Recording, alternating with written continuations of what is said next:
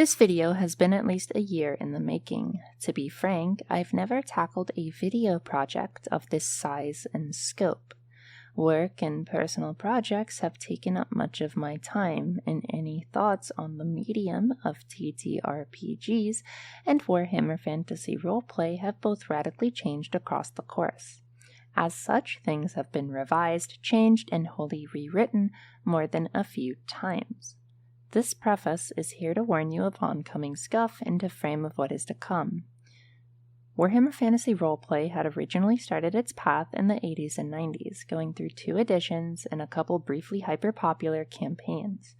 While it was picked up by Fantasy Flight Games for its 3rd edition, it pretty much died on the scene.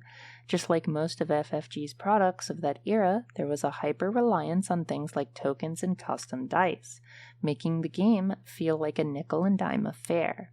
Couple this with the removal of depth, and you have a game system that, while perhaps unique in its attempts to combine a TTRPG and a more typical board game, isolated both types of players and ultimately did nothing.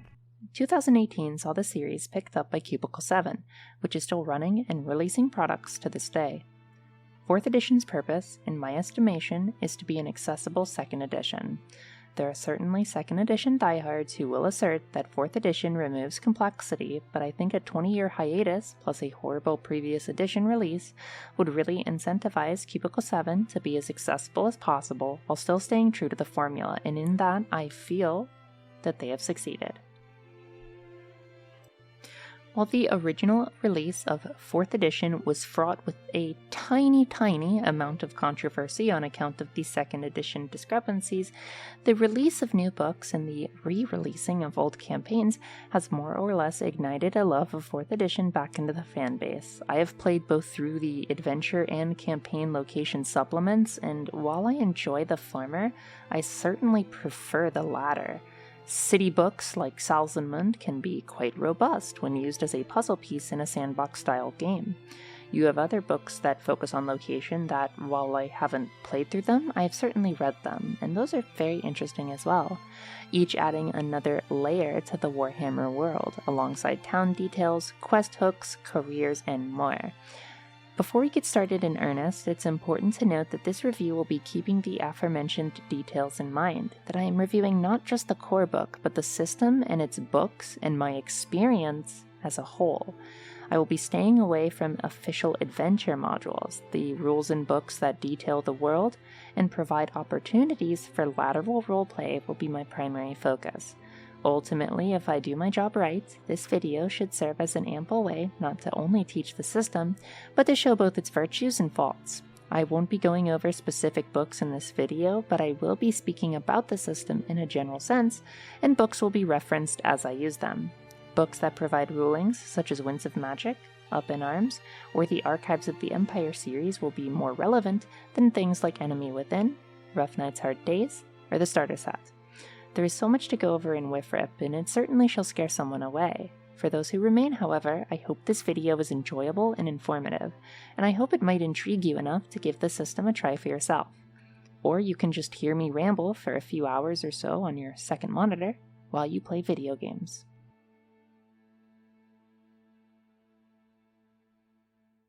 There is a fundamental difference in design philosophy one must account for if they're going to be playing in a WIFRIP game.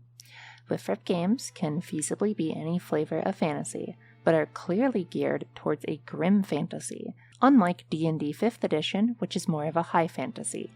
Each system is geared towards a particularly specific vibe, both used to enhance the escapism and immersive nature of their respective settings. In short, D&D 5th edition is geared towards providing the players with a power fantasy. These are broad strokes, mind you, as every GM does things differently, but I think it's a solid description of what D&D is from the layman's perspective. It gives players the opportunities to explore a world and its challenges, and in most cases expects the player to come out on top. It's less about the in-game exploration of sociality and more about dungeoneering and adventuring. WIFRIP is a little different. The most notable design decision is the fact that the world is relatively fixed. There are time periods, sure, but there's no multiverse. And at least as of 4th edition, there is a rough expectation to run your games around the year of 2512, assuming you run rules as written or in certain adventure modules. There are both benefits and cons to an already established world. The first major boon is that the Warhammer world has roughly 40 years of material to work with. Almost every town in the world has a little Wikipedia article that can easily allow improvisation from GMs. Each of the bigger towns have a glut of detail as well, making campaigns within singular locations work great. For choice towns, like Salzenmund, Altdorf, or Middenheim, you have entire books dedicated to them. The cons are, if you aim to play a pure Warhammer Fantasy roleplay game, you will be met with at least some form of limitation or restriction based on the world. Yes, all wizards in the Empire need a license, all witches will be burnt at the stake. Fraternizing with undead or worshipping a heretical religion can get you exiled or killed. You're expected to conform to the world around you, and you must tailor your character to the world if you expect to thrive. That circus in Baldur's Gate would be slammed and burned to the ground were it to show up in Altdorf. Its denizens would be quartered, and their remains would be scattered to the four winds. In Warhammer, there are elements of fantasy racism you can play into or fight against and attempt to change. It's more about finding ways around these obstacles that make them fun, rather than changing them wholesale for the sake of player accessibility. In short, Warhammer Fantasy Roleplay is not a power fantasy.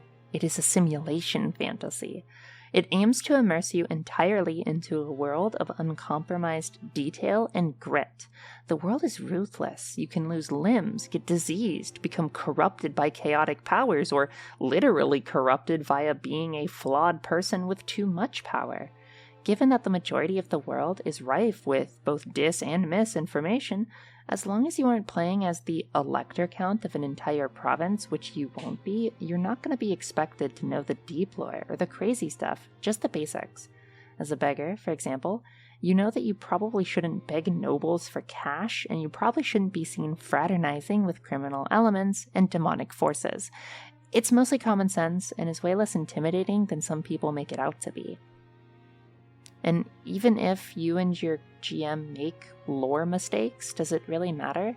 It's your world. Your GM can retcon stuff or throw caution to the wind and live in the doomed world of changed Warhammer lore you've created. Both options, running a pure game and a custom game, can be very fun.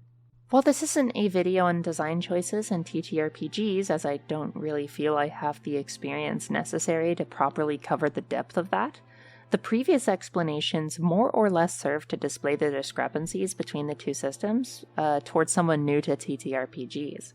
The reason I use D&D as a comparison point is mainly due to public perception. The majority of, normies I have talked to have no idea what a TTRPG is, but they know D&D, and they often mistake the latter for the former. Hasbro and WotC have been so successful that they've managed to supplant the idea of a tabletop role-playing game into their system. While the fact that more people are getting into TTRPGs is fantastic, the fact that people are not even aware of other systems or are unwilling to try other systems is extremely unfortunate. As for my own bias, I will preface with the fact that I certainly have one. I love the Warhammer Fantasy setting, pre-end times, hence a system tailored to the setting fits my preferences well. While the system does have its issues, primarily in the organization of differing rule sets, alongside vague rulings on certain aspects of the game, there is a method to the madness. Newer books generally replace older ones, and will be named to match the requisite set of rules. Winds of Magic, for example, has differing magic rules than the core book, Up in Arms has different advantage, combat, and talent rules than the core book, etc. My experience in this review will be a combination of books and rule sets, and I will try my best to convey my experience with as much earnesty and honesty as possible. In any case, now that you know a little bit of the deep dive we're about to go into, let's get into it from the top. I shall be going over each aspect of making a character. I will go over species first. Almost every game starts with creating a character, and I find it's easier to get into the system when I can get into the character, so things like role mechanics and detail and numbers will be focused on much later. For now, all you need to know is that WIFRIP is a D100 system. roll on or below the number to succeed. It's that simple for now.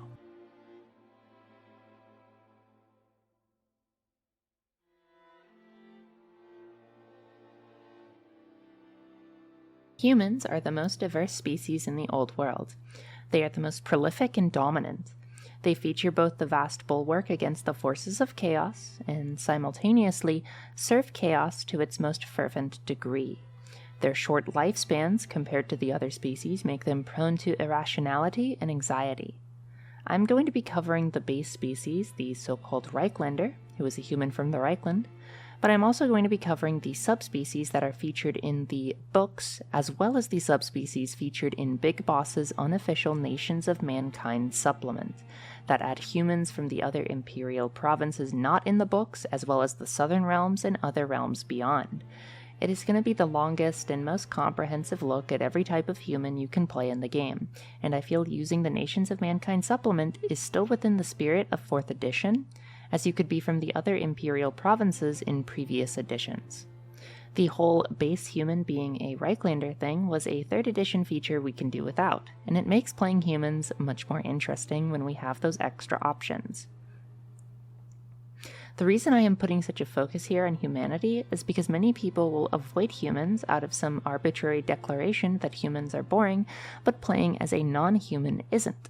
While the declaration is a subjective one, I feel it stems primarily from fantasy tropes or build optimization desires. With Nations of Mankind, we have 30-something origins. Some are extremely impactful, others only minorly so, but all of them can color your character's backstory because of Warhammer's extreme level of detail in their world. Every human faction is a historical analog to real life, while the other species are a bit more esoteric and arbitrary in design and intent. Hence, humans have infinitely more detail to work with. Humans, like many of the other species, were more or less seeded on the planet by a group of old ones, a selection of super advanced creatures with unknowable designs. Honestly, they aren't super relevant unless you're playing a Lustria campaign, and even then, it's only the Lizardmen's rather flawed and primitive perceptions of the old ones that genuinely matter. The amount of human nation origins changes a good amount about the character, not only many of their starting characteristics, skills, and talents, but also how they will be reacted to based on the region that character is currently living in. An imperial expatriate in Bretonnia will definitely be snubbed for his lack of so-called Bretonic chivalry. I run with the game philosophy in mind that humans nor human fighters are not boring, that the game should be less about the elaborate backstory you create with your mind and more about the elaborate current story you make with the players and the GM. The coolest characters in my games have been humans when they step up to the plate and engage against impossible odds or fall to the deepest darkness. You get the most death saves and the most versatility, and you can further specialize in both origin and with poignant decisions at character creation. If you are playing the game for the first time, you should go human, full stop. It's an excellent way to learn about the world. It's an excellent way to take in the themes that underpin the world, as pretentious as that sounds, and most settlements will give you a warm welcome. Not accounting for books that come after the writing of this script, there should be around 35 human subraces from all of the books and Big Boss's Nations of Mankind supplement. If you have choice anxiety, pick Reiklander and move on.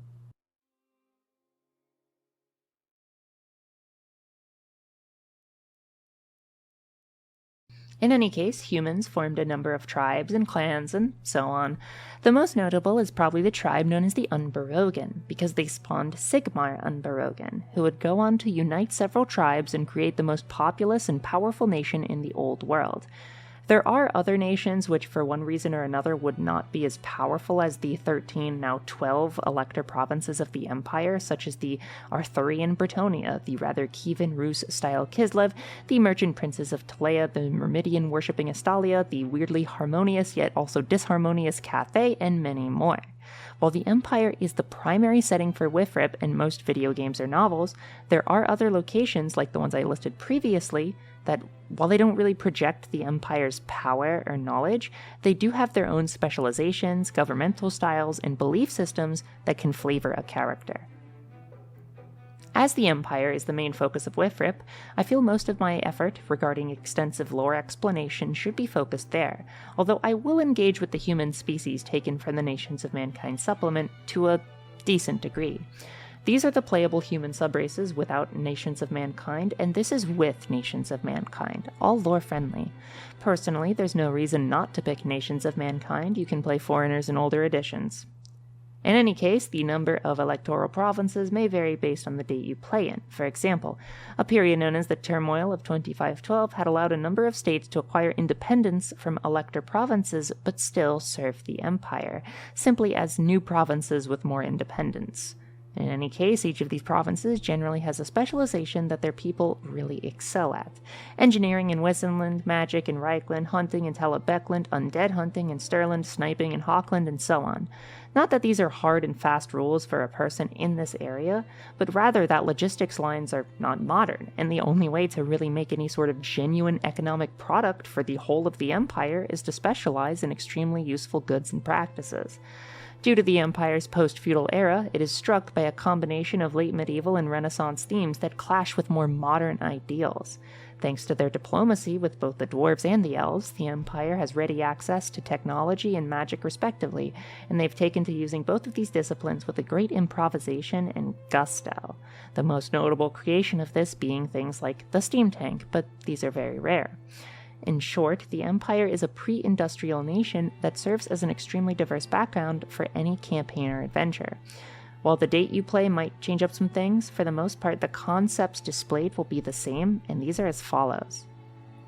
A burgeoning middle class on account of the rise of a post-feudal, non-statist market, a great expertise but not complete mastery over magic and technology, an extremely diverse religious pantheon, comprising many gods from both within and without, a great superstition, a hatred of the outsider who seeks to destroy the Empire. This can be anything from the foreigner, to the mutant, to the chaos worshipper, to the ever-chosen. Some backward towns might not make a very large distinction and treat foreigners, or maybe even non-humans, with great superstition. Other towns are cosmopolitan sprawls that are decently accepting. Context matters, and it really just depends. Being a native or expatriate who lives in the Empire might be overly familiar with some of these themes and may be able to take advantage. Perhaps you are a merchant seeking to use the chaos to your advantage, an agitator who seeks to advance social change, a warrior priest who desires nothing more than the will of your god, or a magic user just trying to survive in a world that fears and despises you. Being foreign to these lands, then, might also bring some challenges. While some areas of the Empire, such as Altdorf, are rather cosmopolitan, some other areas, like Stirland or Ostland, certainly aren't, and for good reason. Many foreigners in Stirland are actually vampiric spies, or in Ostland's case, chaos cult members. As it stands, in some cases, they are right to be distrustful, so you might have to work harder for a certain region's gratitude.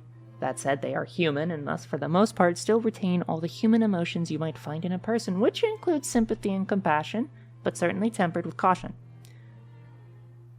Without further ado, let's get into the Imperial States, and the notable skills a character from that region might benefit from. As a brief for what some of these upcoming terms mean, I shall break it down like so. Characteristics are broad. Skills derive from characteristics and are focused on a single concept. Talents are focused around buffing your skills, and their limits are set by your characteristics. In short, you have each layer from characteristics to skills to talents that has an increasing level of specialization. Species and subspecies can start with unique changes to these, flavoring your character further. Humans all start with the same natural resources: 2 fate, 2 fortune, 1 resilience, 1 resolve, and 3 free points to spend between. We shall get to these points later, but for now, just know that fate is extremely important, and humans can start with the most. I shall go over each subspecies and any unique talents or skills they might have that are pertinent. These aren't wholly encompassing, though. All species start with basic skills. It's really the opportunity to learn talents, advanced skills, or a chance to advance the basic skills before character creation is finished. Brave Reichlanders, hear me! Due to the Reichland's position comparative to the rest of the world, Reichlanders are very cosmopolitan. They touch a number of elector states, have a dominant river that flows out in multiple directions, and borders a number of foreign provinces as well. Being a human, their characteristic stats are relatively dependable, albeit slightly disappointing compared to the more top-heavy species. Still though, humans, and again especially Reichlanders, can fit into almost any career due to the Reich's accessibility. Reichlanders, being near the wasteland, can speak its language, and can acquire 3 random talents alongside other skills. Altdorf is the capital of the Reich.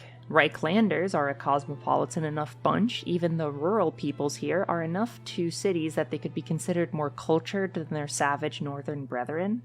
Still though, there's always a divide between city and country, and since Altdorf is so big, it encompasses multiple district origins. The South Bankers are the first of the bunch here. If you live in the South Bank, you have to be more or less well off financially, or at the very least descended from some well-off family. As a result, you can acquire skills like fencing and an amazing lore any to denote your access to a hobby of research. Talents that stand out to me are things like Noble Blood, in which the player is a noble and people treat them as such, Pure Soul, which gives them extra corruption point thresholds, I assume to denote their clean living, and they can start with reading and writing as well, similar to the High Elves. It is said that even the servants and tradesmen who live here are of a higher standing than the other areas of the city, and people here live very comfortable, cushioned, and educated lives. East Enders, then, are sort of the opposite. This is the part of the city where criminality occurs, but it is also the area where the Dwarves live. It is a hop and a skip away from the School of Imperial Engineers, so there is also an opportunity for education and eccentricity. Notably, East Enders get Stealth Urban and Sleight of Hand, as well as a Language Battle or Thieves' Tongue. They also start with Lore Reichland, which makes traversing the Reich pretty easy on the party. For their talents, they can start with Criminal, giving them extra money but reducing their sociality with non-criminals. They can start Literate, and the entire profile more or less gives a choice between being dexterous or educated. This part of the city is where the elusive colleges of magic live, and as such, it is the neighborhood where one might find strange magical experiments, accidental hauntings, and other such strange phenomena. Living here, you might find yourself with nowhere else to live. Perhaps you have a tiny vacation home outside of the college grounds if you're a mage, or perhaps you are a family member of a mage. In any case, the standout skills Hex or Bezrickers start with are Language Classical, on account of the closeness to the college, alongside Sleight of Hand and, interestingly, Lore Magic. For talents, the ones that stick out to me are an opportunity to get Reading and Writing, the ability to get Witch Sight or Sixth Sense, both of which are good for either detecting magic or danger. This start is excellent for magic or magic-adjacent characters, or if the party needs someone with magical knowledge but doesn't need a magical career.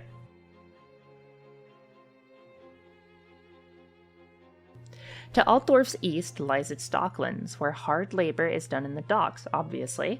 The people here are hard, and the cargo being imported and exported are of great need, value, and exoticism. Sleight of Hand sticks out as a skill to me, but also Language Thieves' Tongue, Lore Reichland, melee brawling instead of basic, and the ability to sail without having to take a sailing career. You can also choose between Criminal or Etiquette merchants, the latter amazing if you want to haggle, Dealmaker or Menacing, another choice that synergizes well with merchants or criminals. Do you want to be a hard smuggler, a keen merchant, or a little bit of both? And this is before your career choices. Middenlanders don't get that trade, and instead run more outdoorsy and hardy existences. While the Heimers live in the big city, the Landers are the rugged and hardy types, who have absolutely zero problems with ecking life out on their own.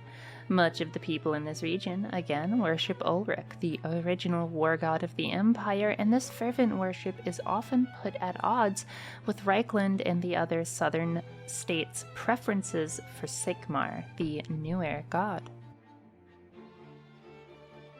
Middenheim is the capital city of one Middenland. Middenheim is the largest city in the Empire's north and is a core of Ulrich worship, the imperial god of wolves, winter, and war.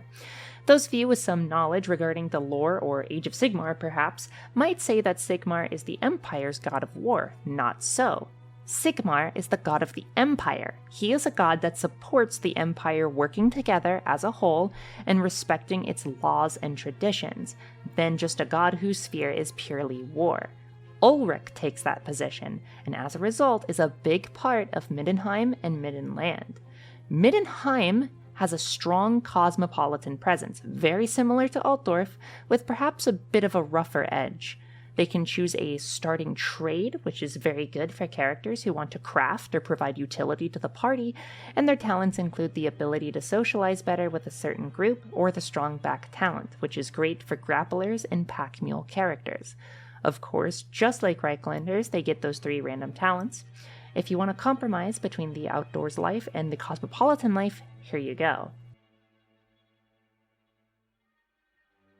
Nordlander characters are for the sailors and the sea dogs. They can start the game knowing how to sail a ship type of your preference, swimming, and their own trade.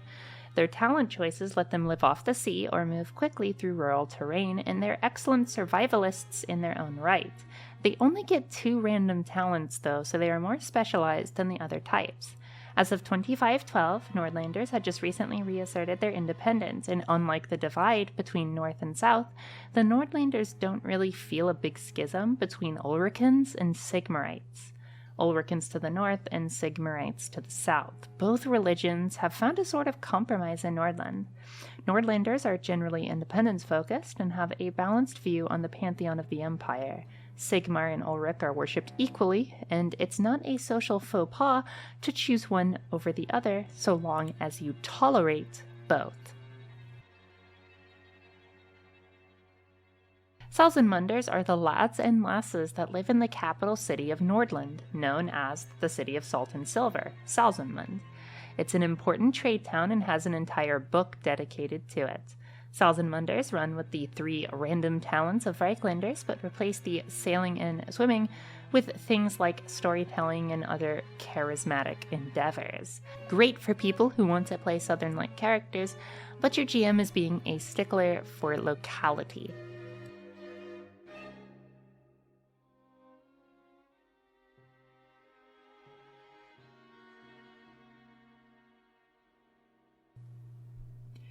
Averland lies about 2 provinces away from the Reichland and is a veritable ranching state.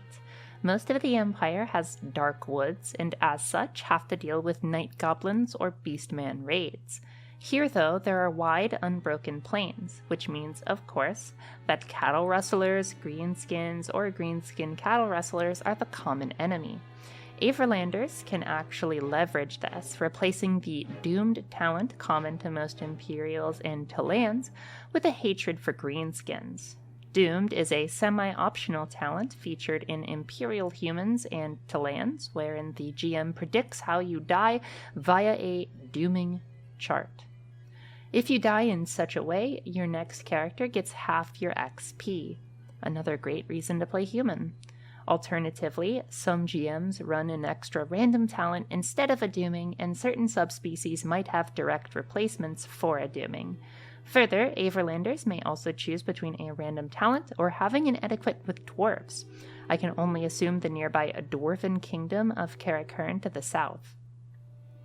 Functionally, this adds a plus 20 to social checks with dwarves, turning it into a plus 40 out of combat, assuming it's an average difficulty. Fellowship-based Averlanders would be a great face for a party in a Dwarven kingdom. In any case, Averlanders make great farmers and war leaders. Hochland is a small wooded state that has to focus on the realization that they are simply a state between states. In that, they're never a destination, only a piece of the journey. Their lack of resources and low financial support means that they have to rely on hunting and cheap passerby tourism. This has, however, instilled within them a wide-spanning knowledge of imperial affairs. They are the only other state to have an officiated school of magic. While there are magical universities across the empire, these areas are less teaching and more about the collection of knowledge. The place to actually learn magic would be Altdorf's Colleges of Magic, or if you're poor, Hochland's School of Sorcery. It's essentially what happens to Hogwarts without proper funding. In any case, Hawklanders start with skills that affect hunting. They can start with bonuses to black powder or the bow, as well as rural stealth and tracking. Their talents support this as well, their doomed replacement being Rover, where the enemy can't run perception on you if you're outside the city. Very useful. Ostermark is a border state between the Empire and Kislev, alongside bits of border kingdoms to the east. Much of Ostermark has Kislevite culture and heritage, particularly from the Ungol people, the Kislevites descended from the rural and lower class.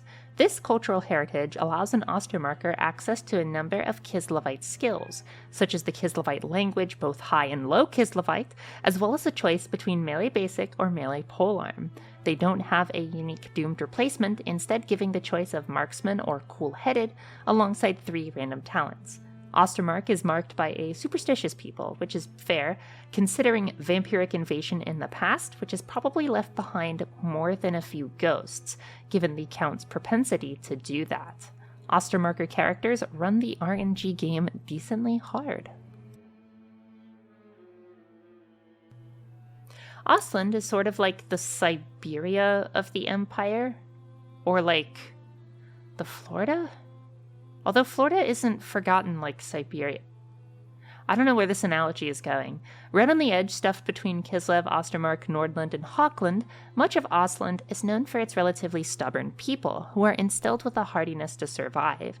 They basically took the shit land from a bunch of dwarves who had to leave the land on account of how terrible it was.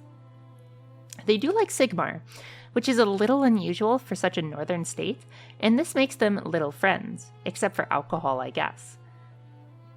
They can make for decent sailors and have Kislevite language. They can roll a random talent, replacement for doomed,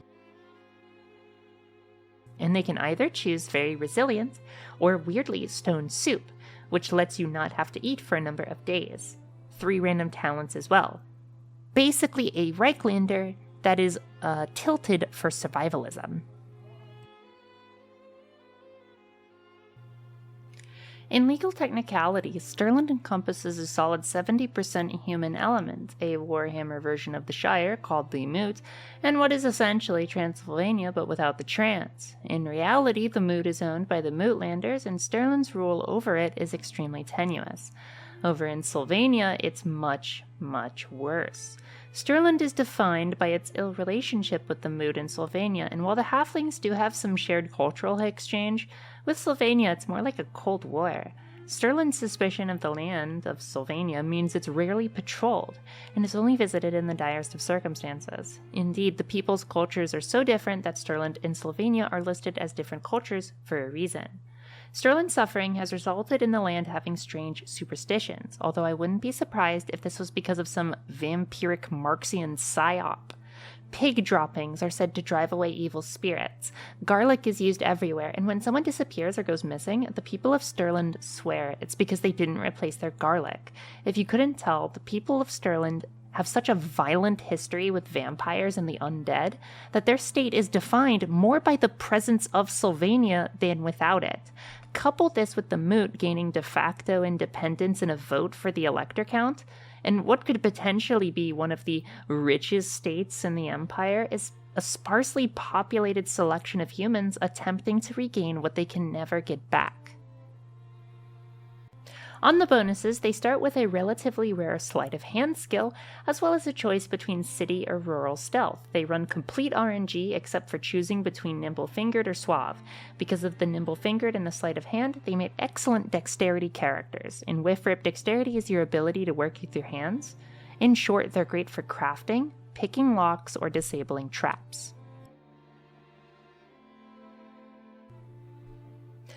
Sylvania. They have a low population, low education, low infrastructure, low everything, really. They're nestled deep in the Empire's bosom, right next to the friendly dwarf Carrick of Zoothbar, friendly to the Empire at least. So why are they, well, bad? It's because for much of their existence, they were secretly ruled by horrible vampires that abused the hell out of them. The only good ruler was one Vlad von Karstein, a vampire who started a long lineage of vampires who have all become dicks. Now, becoming a vampire is a bit of a soul-destroying process. Few can survive with their wills and minds intact. While Vlad and Aborash and, 3 others probably could, most kind of go, cuckoo banana brains evil. While Vlad had almost won a civil war, his successors have split Sylvania by the threads through constant infighting and interference of the Skaven and the use of vampiric dark magic, which has saturated Sylvania with Dar, the wind of dark magic. In Sylvania, because of all this, the dead do not rest easy, and it's actually quite common to see your friend's grandparents' ghost. It's roughly 1,000 years after the First Vampire War. 3 have occurred in total, and Sylvania has gotten more and more insular ever since. While currently, in the legal sense, Sylvania is part of Stirland, in reality, Sylvania's vampires are still around.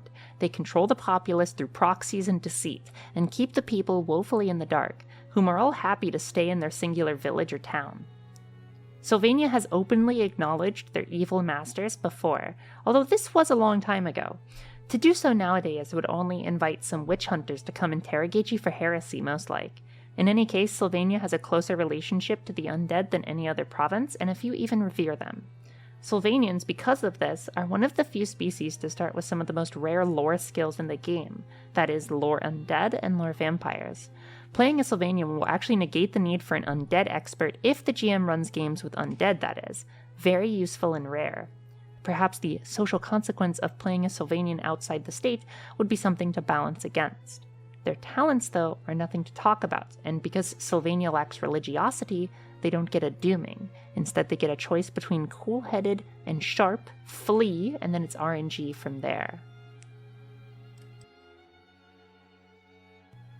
Telebecklanders live in the largest forested region of the Empire. They revere Tal, the god of hunting, and the wild, the most, although Raya, the goddess of fertility, is recognized widely as well. Granted, all the states, with the exception of Sylvania, recognize all the imperial and classical pantheon of gods, if only to certain degrees of fanaticism for specific ones.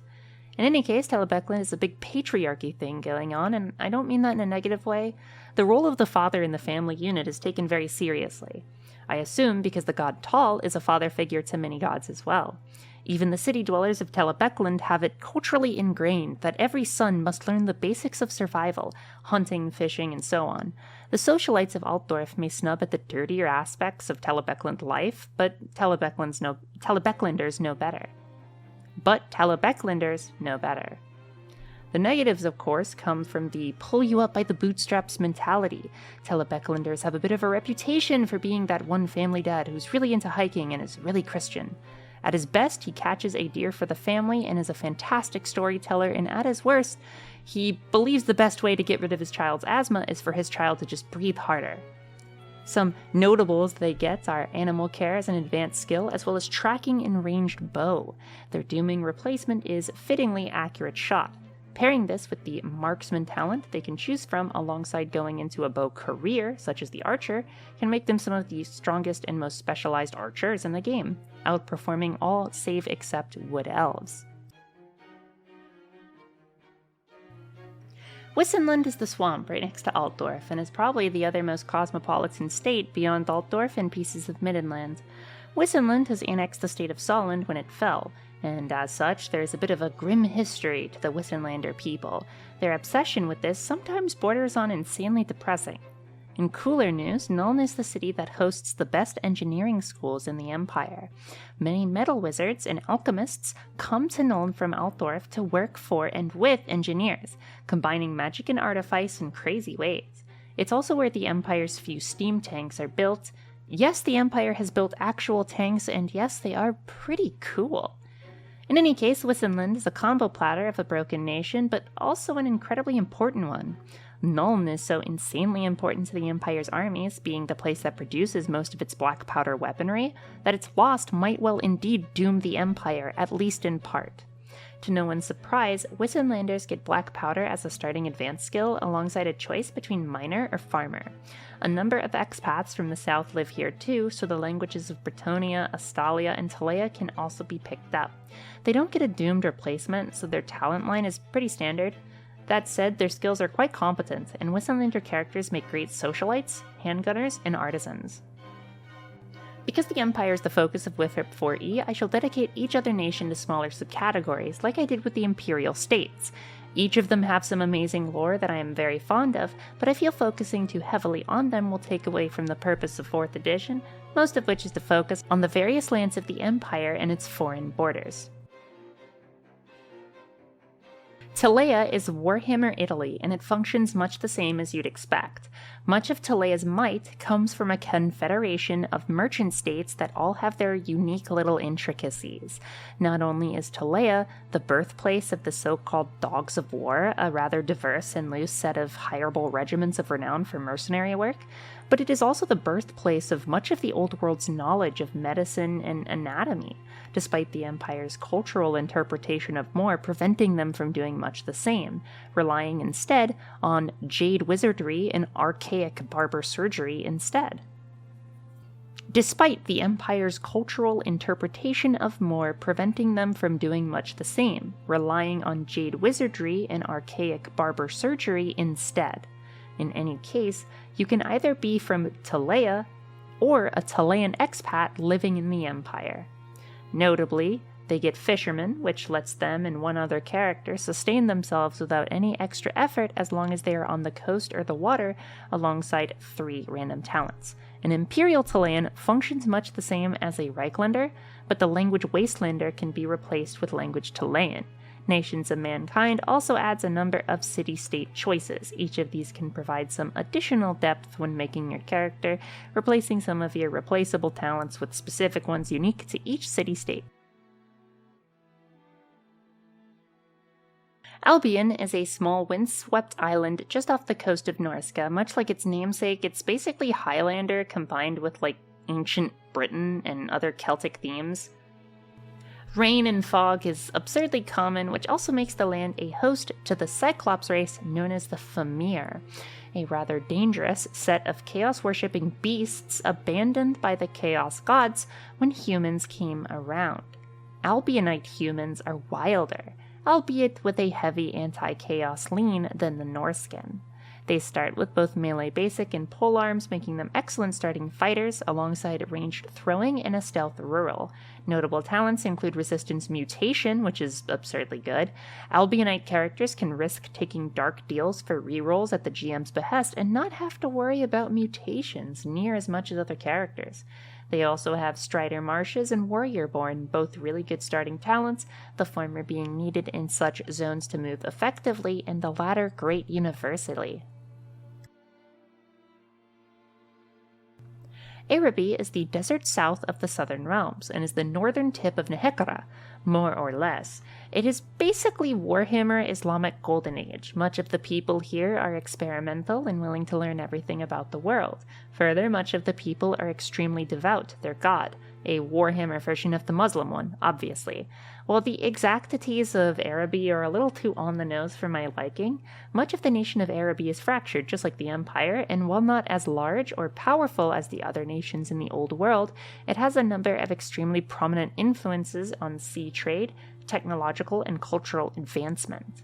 Skills that stand out to me is the ability to start as an expert in an art of your choice, alongside ride horse, sailing, and most notably, a starting prey skill, something locked only to the priestly careers. Very good synergy for priest characters.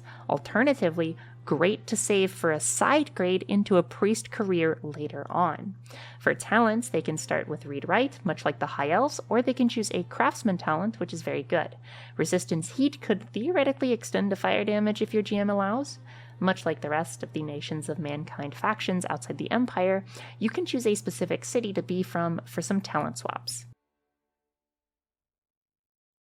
Bretonnia is an ancient land of Arthurian legend. While the nation itself is much younger than the Empire, the various clans and tribes that have once inhabited Bretonnia are roughly the same age as those of the Empire. Unlike the Empire's polytheistic beliefs, Bretonnia operates under monotheistic beliefs. In layman's terms, they worship one god, or rather goddess. While that goddess, the Lady of the Lake, yes, that Lady of the Lake, has much stricter rules, this worship has direct benefits on society, which change how a Bretonian might act. Bretonnia is also quite close to the Empire, so I feel that describing all of this is at least somewhat beneficial. In short, much of Bretonnia is willfully technologically backward. But they trade that off through blessings of the Lady. The strongest wielder of these blessings, the Grail Knights, are comparable to angels in terms of power, and the world in some cases literally revolves around them. If you try to shoot them, your gun will misfire. If you try and bleed them, their blood will burn your blackened soul away. These heroes of Bretonnia are so crucial and so effective that it makes living without higher tier technologies like gunpowder possible. There's also something to be said about the repression of the lower class and the stifling of technologies to prevent a middle class as well. In any case, a Bretonnian expatriate in the Empire, noble-born or peasant, might awe and chafe at the sight of certain technologies, particularly dishonorable ones that require relatively little training to use in a fight, like guns or cannon. The only part of Bretonnic society that has ignored this are their navies, which rely far more on the worship of Manon and are thus not subject to the ladies' laws, in theory. In any case, Bretonnian nobles start with noble blood as a feature, which, while not particularly useful outside of Bretonnia, is still worth something. They also start with read-write. They have a choice between being charismatic or warrior-born. They may choose a custom dukedom trait based on the dukedom they are from. For their skills, Lord Politics, a choice between melee basic and melee two-handed, the Prey skill, and a language any, which are all very useful advanced skills. For peasants, they're akin to Sturlanders or Ostlanders, things like stone soup, which lets them go without eating for extended periods, trade farmer and lore agriculture, knowledge of the bow, and running either toughness or agility. While the character profiles of Bretonnia are decently similar to the Empire, their cultural differences, career changes, yet closeness to the Empire, means much of their culture will be on display in states that are close to Bretonnia, at least in some small regard, and are thus worth mentioning.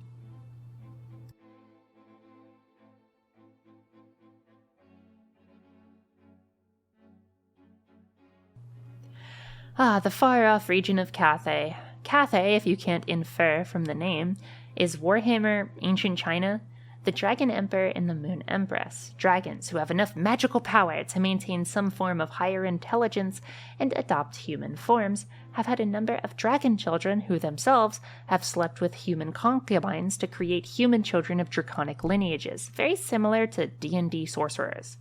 In any case, much of the Cathayan careers simply won't work in a classic Gwifrip game, so playing as an expatriate would be the superior choice if your game is in the old world. They get language Nippon, language Wasteland, which is Marienburg, melee basic, and ranged bow. They start with an art, any, and have a number of languages. They are decent all-rounders thanks to their starting talents, and you can switch out the RNG for extra specializations for provincial traits. A default pick for Far East campaigns, but a rare pick otherwise. Some of their unique classes are very Wushu themed and only really fit for high-end campaigns. Estalia is Warhammer Spain. The people here are well-learned and hot-tempered. They have a number of languages, a unique perform skill, and sleight of hand for swiping things. They can choose a region to further specialize. Their nose for trouble allows them to potentially ignore surprise in combat, which is amazing, and certain regions, such as Leon for the hardy or Andal for the craftsman, can be pretty good. The Estalian kingdoms are relatively divided among each other, and unlike Talea, the city-states are much looser in their alliances.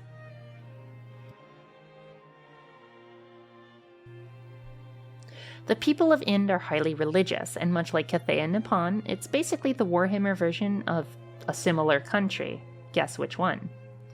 Very original, GW. In any case, Indans, LOL, start with a number of languages and ranged throwing as notable advanced skills. For talents, we have luck, which is great, resistance, heat, which can be useful, and as with the other nations of mankind choices, you may choose a particular kingdom to further specialize, either going for RNG or a specific build. Pure Soul for resisting corruption, Dealmaker for haggling, there are more, but the most obvious choice here is Hatred Demons. Having a character be fearless against the demonic is both suicidal and awesome. Not even Sigmarites get Hatred Demons in the early game.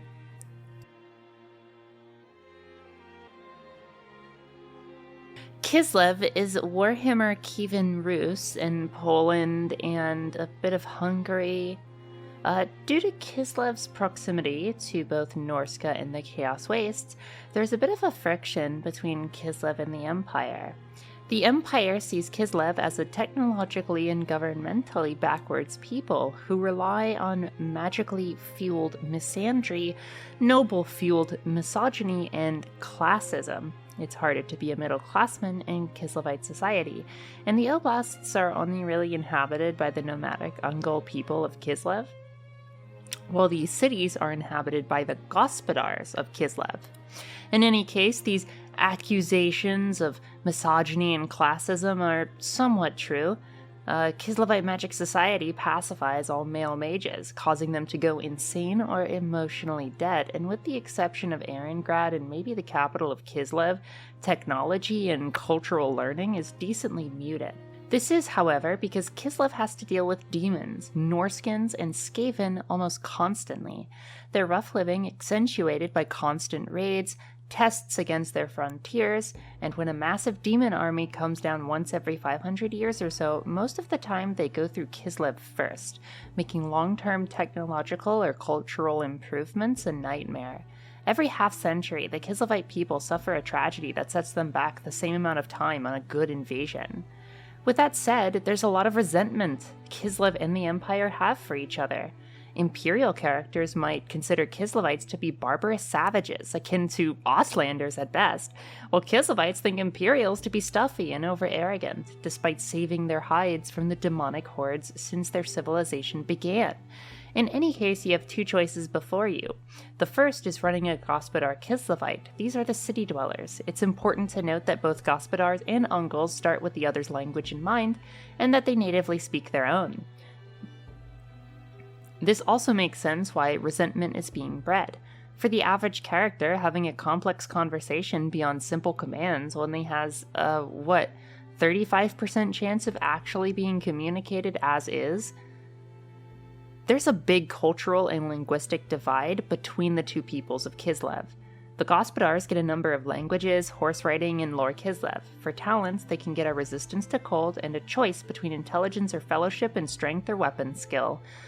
They more or less need a specialization from a province, otherwise there's little to be found here in terms of uniqueness, unless you take the resistance cold into account. The Ungals are a little more interesting, similar skills, but they also get a bonus to outdoor survival, and they can choose to start with Hardy, one of the strongest talents in the game for martial characters. Further, a choice between marksmanship or toughness, very excellent skirmishers who can take a beating. There are 4 basic provinces that can be chosen, allowing the character to spec into perception, gaining some extra resolve levels, sailing well, or full RNG.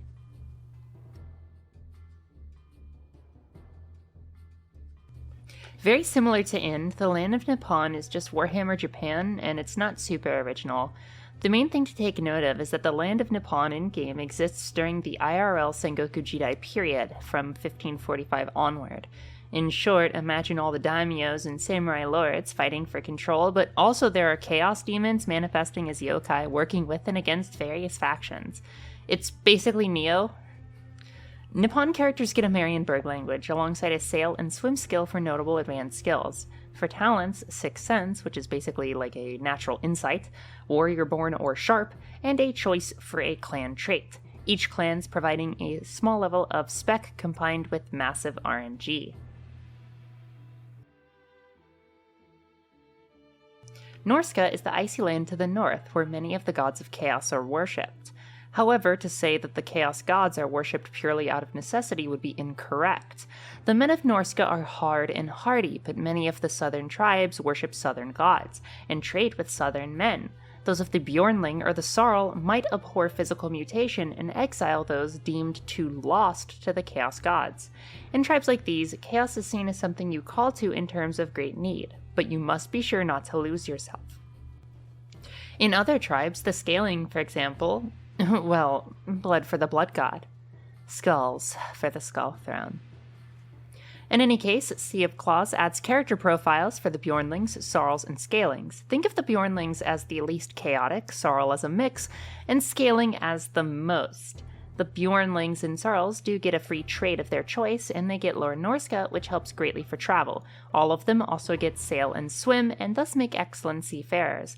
The Bjornlings do have some solid RNG, but can more or less specialize in the survival on the sea or being a good warrior. The Sarl are excellent nomads and get bonuses to traveling on land via horseback or on sea via ship and more RNG. Finally, the Scaling make for excellent cultists or warriors. Perks like Beneath Notice keep them under the nose of nobles, be they Norscan or Imperial. They can get Berserk Charge or Flee, and some more RNG if they're lucky enough to roll. If they're lucky enough to roll Pure Soul on their random talents, they can choose Mark of Corn instead, an amazing talent that gives access to like 6 other talents related to battle, cuts off that character's ability to use miracles or spells, and also damns their souls to the ruinous powers. Very flavorful and very good. All of these tribes benefit from resistance chaos, so any one encounter with chaos, such as corruption encounters, can be ignored once per session. There are also a few other considerations for Norscan characters, such as switching range skills for range throwing or fencing for two-handed. A Norscan noble is much more of a Skyrim-esque Jarl, and a Norscan outrider would be much more akin to a marauder. In any case, Nations of Mankind, the goat that they are, also adds more tribes to the fold. If you decide to go this route, keep in mind that the advanced schema is also different. Nations of Mankind Norskins also get Lore Norscan, for example. Their starting talents are Resistance Cold instead of Chaos, and they still get some solid RNG. Their tribe traits are 2 talents that further specialize them based on the tribe. Skeggi, for example, for Resistance Disease, Sarls for their speed and traveling skill, Bjornlings for their trade and ability to move things from ship to ship, etc. Definitely less specialized than each of the Sea of Claws stuff, but it allows for more character archetypes in more areas. Skeggi being a Norscan colony in faraway Lustria, for example. The Southlands have had a rocky history in Warhammer Fantasy. They used to be questionable. Nowadays, if you want to play as like an African-themed witch doctor or something to that effect, you certainly can, or perhaps an explorer to new lands. The Southlands have very rare colonization efforts, but have made contact with Arabi, Cathay, and a bit of the Tomb Kings. As such, their relationship with foreign nations is generally hostile, and they rightfully have a big mistrust of strangers, on account of all the undead and slavery in the deserts. For notable skills, Cathayan and Arabian for languages, we also have melee polearm instead of basic, a solid navigation and range throwing. For talents, Sprinter seems really good for combat-focused games, and Strong Legs gives some great running potential, or you can alternatively run random. Finally, you can choose a tribe trait. All give you RNG, but the choices are honestly really cool. North gives Etiquette Lizardman, which is rare as all hell and excellent for Lustrian campaigns. Eastern can start with Ambidextrous, a much-needed trait for dual wielders. Western can get Hatred Undead, making ghosts and vampires fear and terror worthless. And South can go full RNG for those 3 random talent rolls. The Strigony, a relatively rare people that live in the old world. They are nomads from the Strigos Empire, striving across various lands to find their home.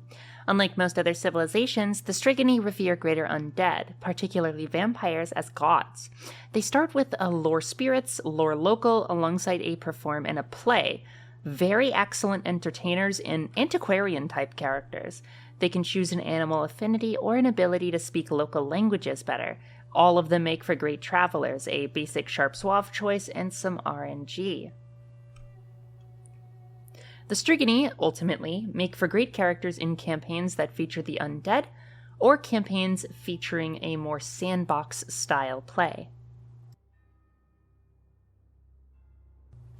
In 2429 IC, roughly 100 years before the start of the game, Emperor Dieter IV was bribed by the Directorate of Marienburg to cede the Westerland to them, functionally making Marienburg and its surrounding lands an independent nation.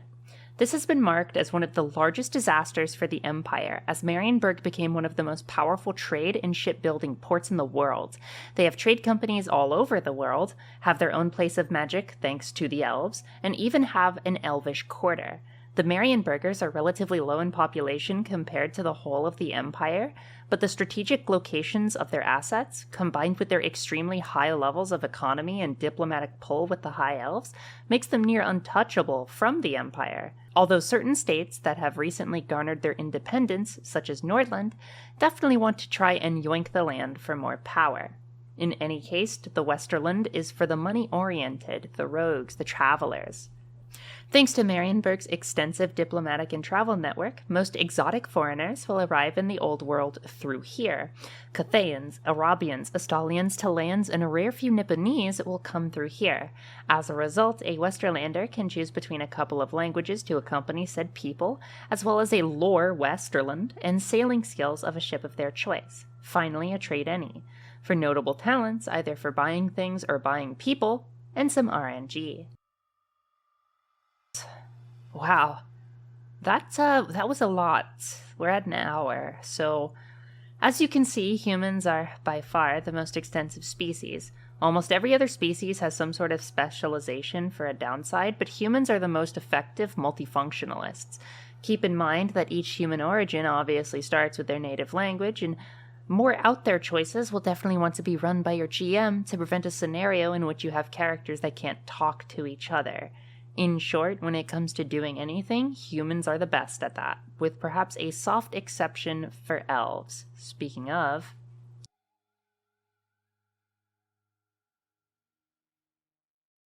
Wood Elf is a relatively broad term, focusing on two different groups of elves that had decided not to return to Ulthuan during the War of the Beard, a 400-year period of conflict and strife between elves and dwarves.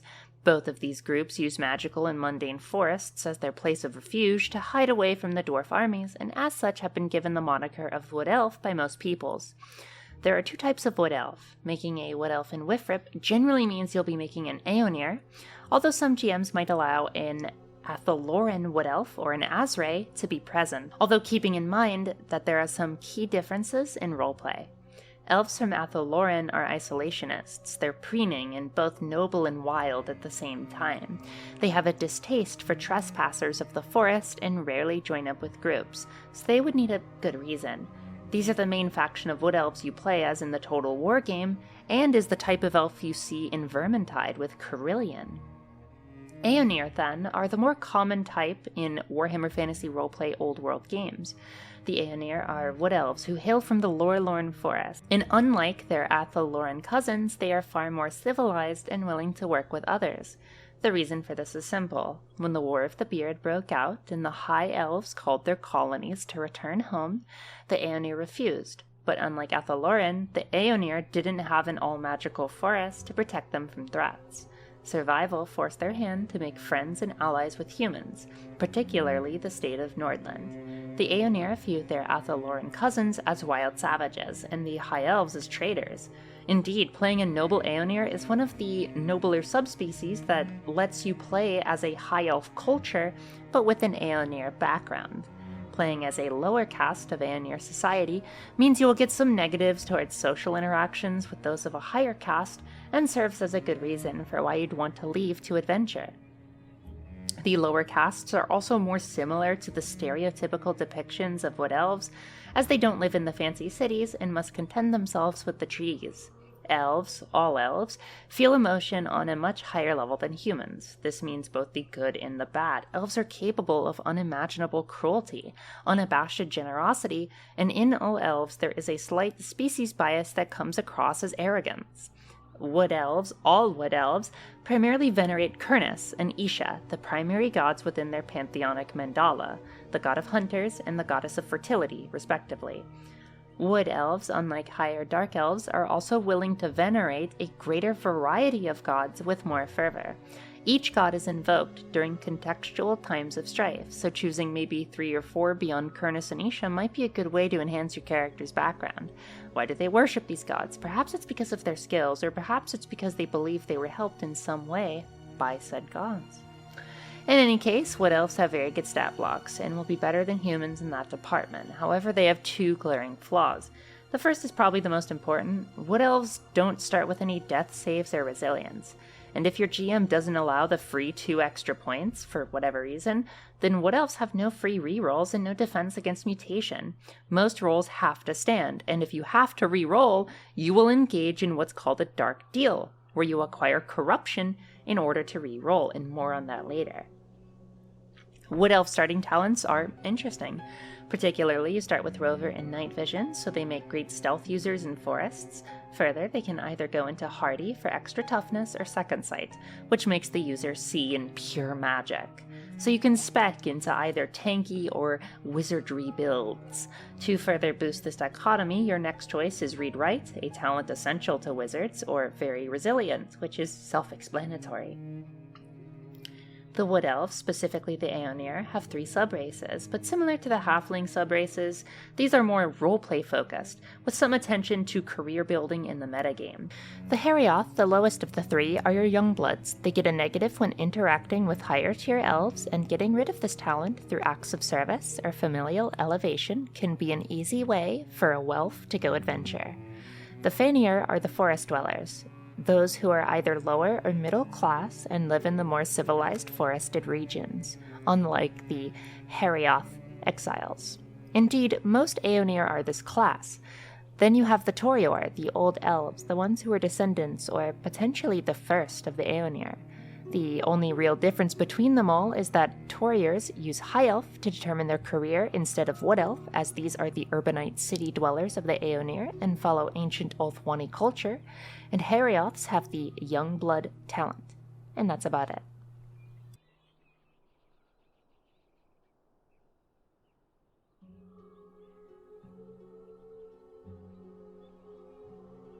Alright, let's get the joke out of the way. Smoke weed every day. Alright, now that that's over, we have the High Elves. The High Elves were the progenitors of the world, one of the first species to acquire civilization. What is notable about the High Elves is that Wood and Dark Elves are separate culturally, not via species. I know they're separate as species in the species tab, but the difference between High, Dark, and Wood Elves are a difference in cultures, birthplaces, and views, not racial differences. So the High Elves were the first of the 3, the OG Elves of the Warhammer setting. Their history dates back to the Demon War, and it is both varied and storied. There are not too many complex choices when it comes to making a High Elf, but that's because they're not native at all to the Old World, and are foreigners with little to do in such a realm. Hence, a lot of their politics and intrigues don't matter as much. I would go into a 40-minute rant about their lore, but I feel that doesn't actually help with making a High Elf, as the lore isn't super... In your rambling, incoherent response, were you even close to anything that could be considered a rational thought? Everyone in this room is now dumber for having listened to it. I award you no points, and may God have mercy on your soul. Alright, so the High Elf Player's Guide was recently released. As a result, we have new High Elven subraces, spells, careers, and talents that all feature well with the High Elves. Most importantly, High Elves have access to not only a unique spell line, but also secret level 5 careers only they can access. There's also systems in place for playing as Wizened and Old Elves with associated positives and negatives. While I don't want to get into the entire guide, as this was meant to be a broad overview of my experience with the books as a whole, let me say that it adds a ton of relevance to High Elves, and most importantly, High Elf-specific careers and new High Elf origins, which I will now explore separated into the inner and outer kingdoms of Ulthuan.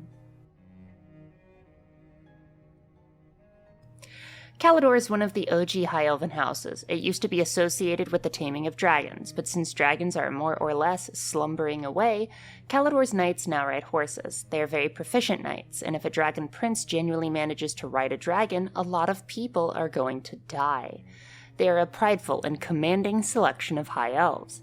Notable skills or talents include Evaluate, Leadership, Intimidate, Commanding Presence, and the opportunity to pick up Strong-Minded, which increases maximum resolve pools, or to access Second Sight, a core ability for many mages. In short, you can make a steely-minded character fit for command, thuggery, or magery. Illyrian is the wild side of Ulthuan. Known for their horses, Illyrian are considered by many to be not dissimilar from the Wood Elves in the Old World. A common rite of passage with the Illyrioni is to ride across the world seeking adventure and knowledge. Notable skills that make them stand out include Animal Care, Charm Animal, Ride Horse, and a Play Any. Notable talents: Animal Affinity, Orientation, Second Sight, or Sixth Sense. In short, they can make great Beastmasters, Explorers, or, like all elves, mages and wizards. Avalorn is the chill, hippie part of Ulthuan. Everyone here lives nomadic lives amidst the fields and loves each other. It's also the realm of Ulthuan's Ever-Queen, their so-called avatar of Isha, the goddess of fertility. Whimsical, magical, and dare I say noble bright, the Avalorni are definably the nicest of the elves. Entertained singing and intuition are obvious skills here. As for talents, we have attractive, artistic, and of course, second sight, sixth sense.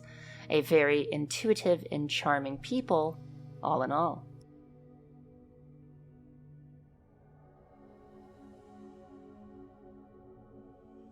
So, as I'm sure you are aware, all High Elves are extremely proficient in the art of magic. So this is the kingdom that focuses on magic. Essentially, if you want to be a very powerful mage or extremely proficient scholar, run a High Elf from Safri. They're the center for magical learning in Ulthuan. They help teach humans magic in colleges across the old world like Talea, Marienburg, and the Empire, and love to acquire strange exotics. Notable talents include Bookish, Cold-Headed and Savvy, and a mandatory Second Sight.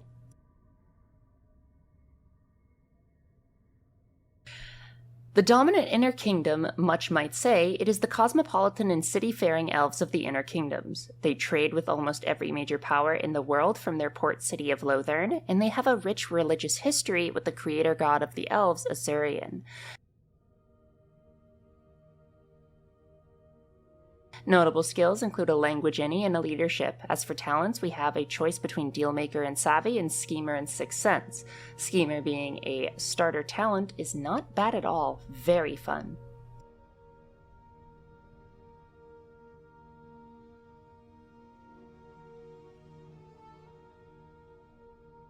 The Outer Kingdoms, unlike the academic Inner Kingdoms, focus less on magery and more on combat, survivalism, and exploration. Tempered by frequent combat raids with the Druchii, the Western Elves of Tiranoc are a hardy and adventurous people, either seeking their revenge or artifacts of lost glory. Standout talents here include Hatred Dark Elves and Tenacious or Sixth Sense, one of the few elven subtypes not predisposed to being a magic character, and instead operates in an endurance-based role.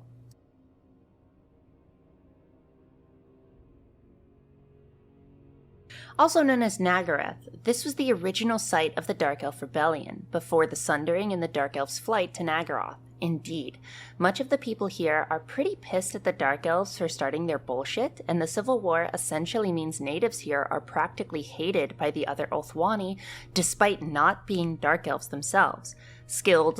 Skills include a stealth rural alongside outdoor survival.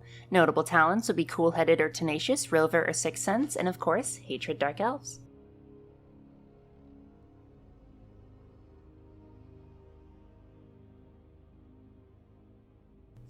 Trace is the functional Hawkland of Ulthuan. Essentially, they're the underappreciated hardy woodlanders that are actually badasses, but everyone just passes them by. In any case, they are well known for their death-dealing abilities, and their white lions have supplanted the Phoenix Guard for the Phoenix King's protection due to these. Notable skills are obviously things like outdoor survival, set trap, and an amazing starting heal skill. Then for talents, we have Hardy or Hunter's Eye, Strider Woodlands, and Sixth Sense, kind of on brand for the Inner Kingdoms.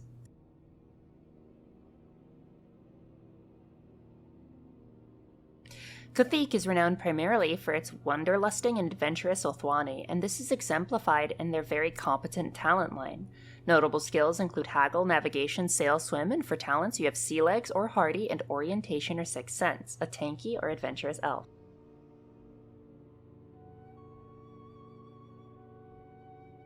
The last of the Inner and Outer Kingdoms, Yvres is mainly renowned for saving Ulthuan from the invasion of Grand the Paunch. It is a joyless and grim place, heralded by a very, very grim elf. Eltharian's drills are so soul-cutting that many Ivresians might opt to simply leave, assuming they had applicable ability to do so. Notable skills would be in leadership, endurance, and navigation. Notable talents would be cool-headed or stout-hearted, resolute or implacable, and second sight or sixth sense. The resolute and implacable stand out to me, and it really fits the flavor of Ivres, being the elves that can withstand any punishment.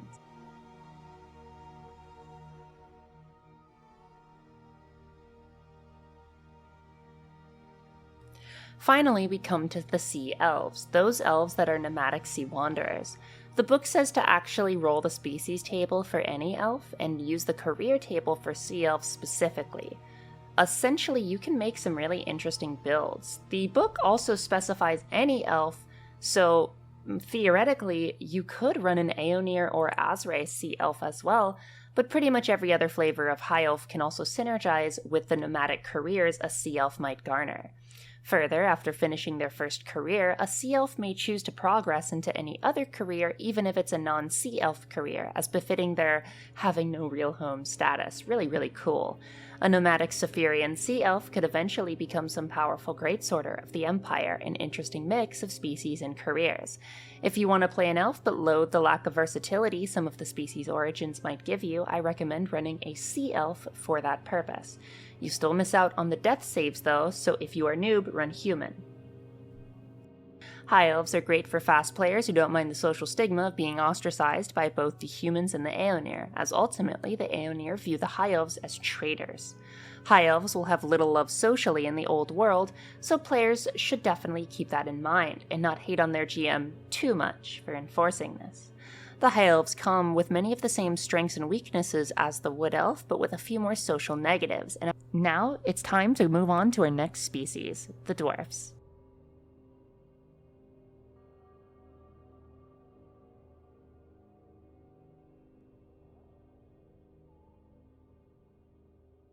The Dwarves. No, not the Dwarves, the Dwarves. Close ally to the Empire of Man and of generally good relations with most other human nations, the Dwarfs are a long-standing people with crumbling empires of old.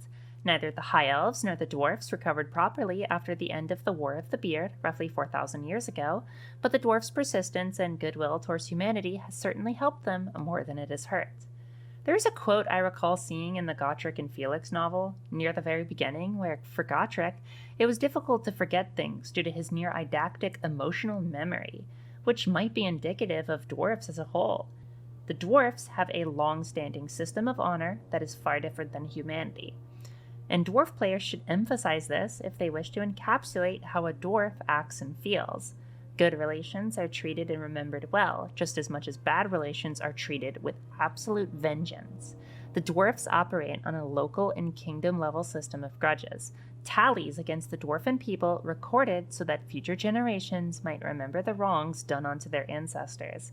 This can range from simple miscommunication errors between merchants, resulting in a dwarfen raid on a small town for 2 pennies, but this can also result in long-standing feuds. The grudge between the High Elves and the Dwarfs stand to this day, and as dwarfs don't really pay attention to the cultural differences between Wood Elf and High Elf, most of the time it's the poor Wood Elves who, unfortunately, receive the end of the dwarf's axe, or as. On a baseline level, dwarfs have weak fellowship and agility, but are extremely competent in the ways of weapon skill, toughness, dexterity, and willpower. Keeping in mind that dexterity is more of a stat for how good your character is with their hands, things like crafting and lockpicking, while stealth is more agility. In any case, dwarfs start with no death saves and 2 resilience, so your 2 extra points can be put into fate to put you on an equal starting level with humans, or into resilience and just go for those condition, psychological, and mutation ignores. Base dwarves receive magic resistance, night vision, and sturdy. They get a choice between read-write and relentless, given their more technological nature, and resolute and strong-minded, being strong of body or mind.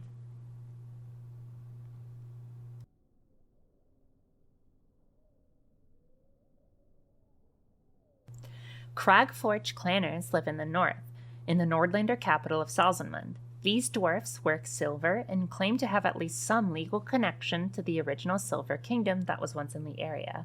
In any case, someone from the Cragforge gets some interesting species skills like geology, metallurgy, and trade silversmith. They can also acquire read-write at a species level too.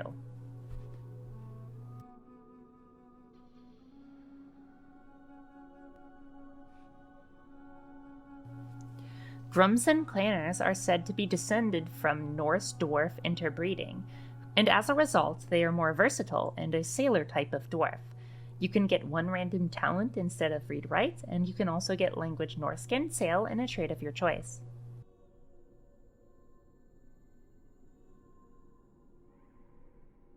Norse dwarves from Sea of Claws are similar to the Grumsen clan. Many of the Norse dwarves, unlike human Norskins, don't worship chaos at all, and while they maintain tenuous trade relations with Norskins in the area, they are pretty much always under threat from chaos worshippers, as Norska is a land where chaos worship is the norm.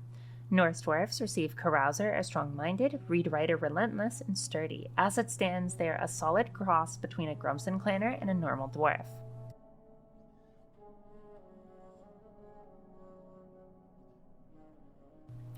This and the following dwarf types were added to the Dwarf's player guide, and since I am slow with video editing, we shall put that here as well. The Karazhan Kor is the entire dwarf realm, while the Karazakrak is the capital, just east of the border princes in relation to the Empire. Skills that stand out to me here are Lore Geology, Metallurgy, a storytelling skill, and a trait of your choice. For talents, the new Ancestral Grudge talent allows you to essentially be super anti a particular group or type of group, because they'd hurt your ancestors in some viable way. Killing them in significant ways or paying back the grudge if death is not applicable allows you to gain experience, essentially replacing your character's ambitions. Pretty fun.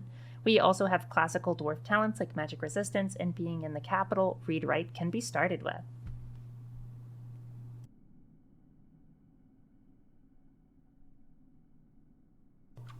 This is the port city in the Border Princes, west of the Karazakrak. They are the naval dwarfs of the south. Obviously, they get sail and navigation to replace their stereotypical lore, metal, and geology skills. Talents that speak out to me would be Dealmaker, alongside generic species talents.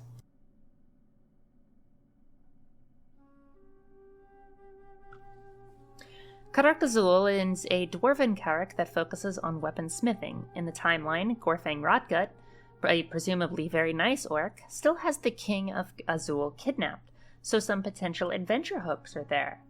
No genuinely notable skills speak out to me, but the hatred for greenskins totally makes up for it.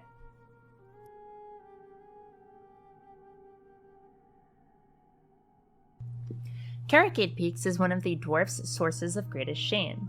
Being a dwarf from here creates some interesting implications, mainly that you somehow got out of K8P, or you are perhaps part of a recolonization effort via the Angred clan. Either way, your people are displaced and shoved into endless war. Fittingly, you acquire set traps and lore warfare as some unique standouts. Standard dwarf talents apply.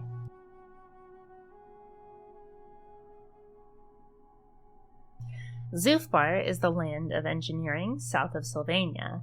They are the home to the Engineering Guild and are most notable for their rather incredible inventions and staunch traditionalism. Standouts are lore engineering, which is actually not bad at all, especially if you're in a game with lots of endeavor periods. People who like crafting would be great as a Zufbarian dwarf.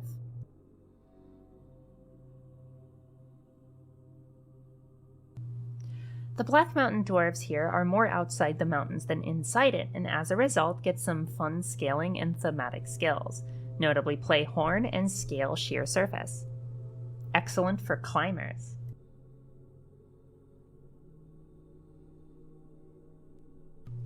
The dwarves from the vaults are known for having to construct their own underway, as this area is particularly troublesome. Nestled between Talea, Athel-Loren, the Border Princes, and a host of nomadic greenskins, this dwarf type gets outdoor survival as a starting skill, alongside enclosed fighter as notable talents.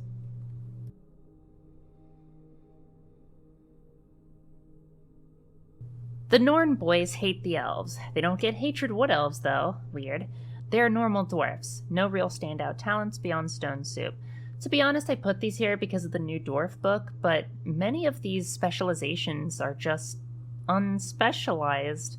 I suppose that's the core of many of the dwarfs and their variants. They're very safe and dependable, but not as versatile or variable as humans. Still, dwarfs are slightly specialized and are only weak in a few areas, while being above average in others. They get much easier socialization with human settlements, especially in the Empire, and their system of honor makes for easier roleplay for those who want to play crazier moralities. It's important to note that dwarfs cannot become casters nor invokers, and all have a racial magic resistance talent.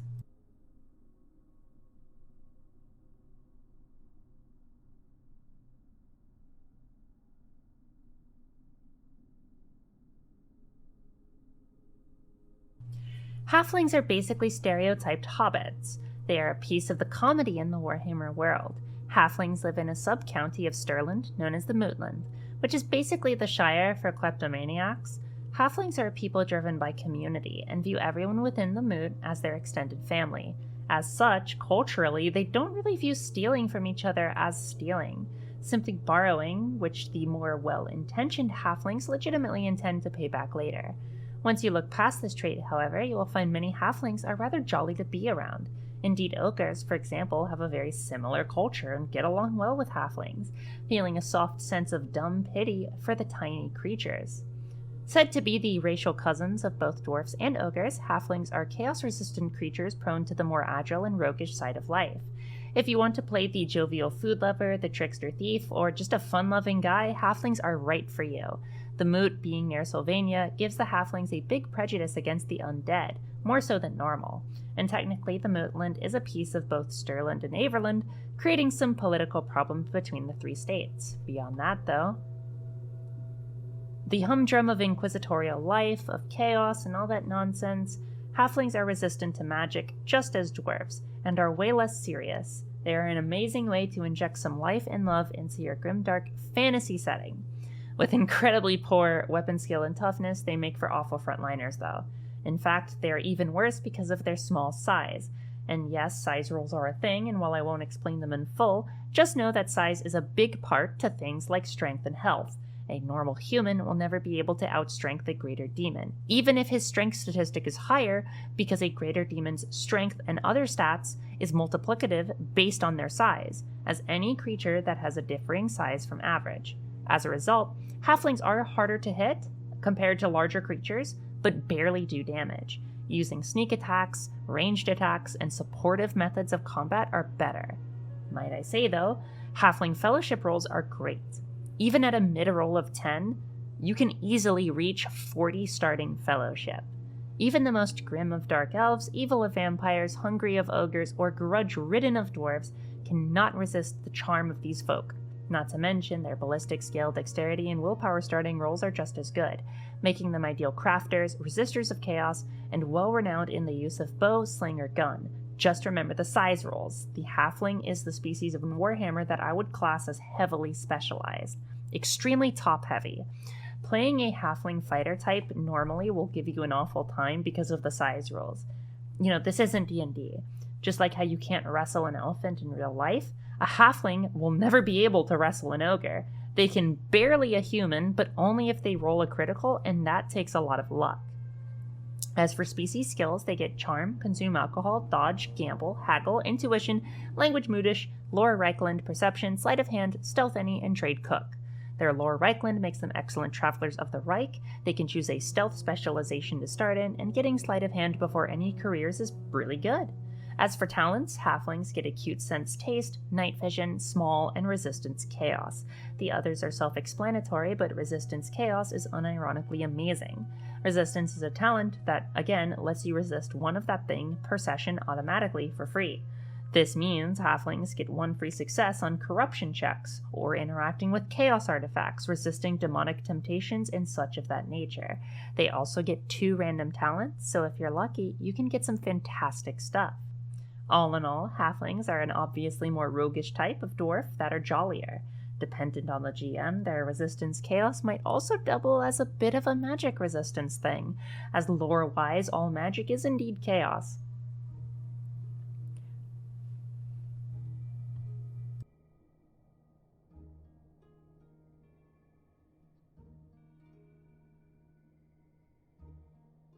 This is a species that was only introduced in the roleplay.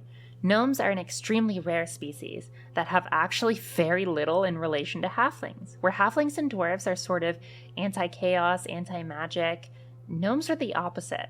These aren't like D&D gnomes. These are like the Underpants gnomes, or like wall gnomes from 4chan. Gnomes are actually made of Olgu, shadow magic. This, in a very weird way, makes them closer to elves or maybe even demons if you look at it with an inquisitorial enough view, and that's exactly what the Empire does, by the way. Gnomes must hide their very existence, and so on character creation, you're given two names, an outward name and an inward name, which is your true name. Not only is the true name only revealed to the closest of family and confidants, but the gnome's identity must remain secret at all times. Indeed, gnomes commonly pass as halflings. That's what gnomes try to do. At best, they are slightly shorter halflings. At worst, they are abominations of magic that must be purged. Bounty hunters, inquisitors, and warrior priests must gnomes especially be careful around. Gnomes were reintroduced from an earlier Warhammer version in the Rough Nights and Hard Days module. Gnomes being made of the magic that comprises secrecy and illusion by design makes them more standoffish. Gnomish roles for character creation excel in willpower, intelligence, dexterity, agility, and initiative. They have fair rolls on weapon skill and middling rolls in fellowship, toughness, and terrible rolls in ballistic skill and strength. Gnomes are true rogues and can easily double as mages. They make for great rogues who side grade into great wizards or vice versa. Their species skills are channeling Olgu, charm, consume alcohol, dodge, entertain any, gossip, haggle, language Gasali, language Wastelander, outdoor survival, and stealth any. All of these boons basically make up for the social negative that if anyone discovers your character is an actual gnome, you could be hounded by the church for the rest of your character's probably short life. As for traits, they of course have night vision and small, but they also have a few choices before them. Beneath notice, in which those of a higher status, such as nobles, will not pay attention to you, or suffused with Olgu, where you actually use your channeling Olgu species skill instead of using the stealth skill. This makes all stealth checks reliant not on your character's agility, but your best stat, willpower. This can make them absurdly good in the realm of sneaking. They also have luck for extra fortune. Or mimic for pretending to be other voices. They have fishermen for those who want to do outdoor stuff, or read and write. Finally, they have a choice for second sight, which lets them see in magic, or sixth sense, which basically lets them run insight checks. All in all, Gnome is about survival via skill, and they make amazing magisters, rogues, or exiles on the run. They're extremely versatile, but being gnomes, they can also be killed very easily and have a low number of hit points. Gnomes are very, very top-heavy, having very good skill sets, but have increasingly intricate social situations to navigate and can be killed easily if caught. However, the suffused with Olgu trait makes their stealth nigh impossible to detect, especially if you run a talent that prevents enemies from running perception on you.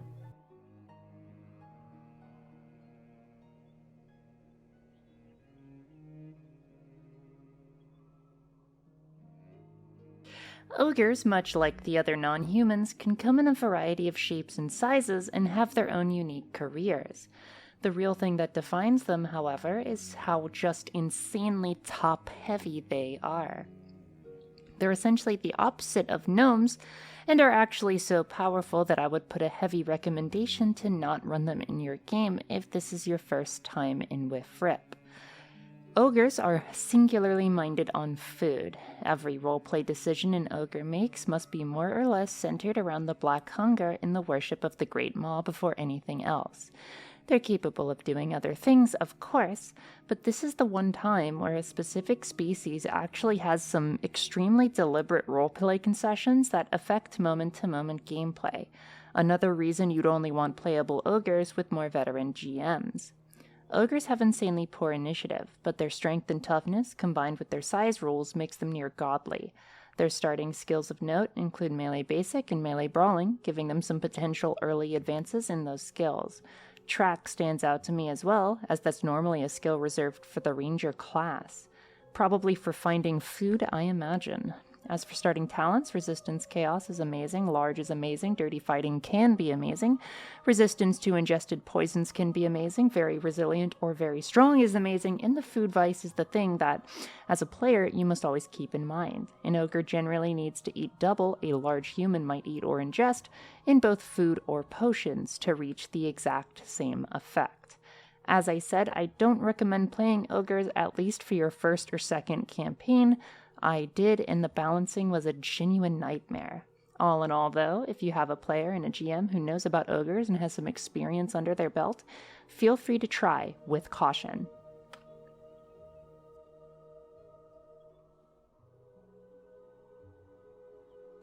Finally, one last thing about all these species and their predispositions towards certain careers or archetypes. It's entirely valid to play a species that is not necessarily optimal, running a halfling soldier or an ogre wizard, for example. What I established was merely what you get by playing each of these species, and it's up to you if you wish to capitalize these rewards for optimization or flavor, or a mix of both. I think the point here is to show the potential for both depth and complexity, should you want it, but at the end of the day, the game isn't about what you play, it's about who you play. Well, that's species done. Next, we're moving on to classes and career. I will go over classes first, then I shall go over career templates, then I shall cover advancement of those careers. Given the number of careers, it's near impossible to go over all of them in detail, or at the very least would take a very, very long time, but a thorough examination of what makes a career will make all of them universally understandable.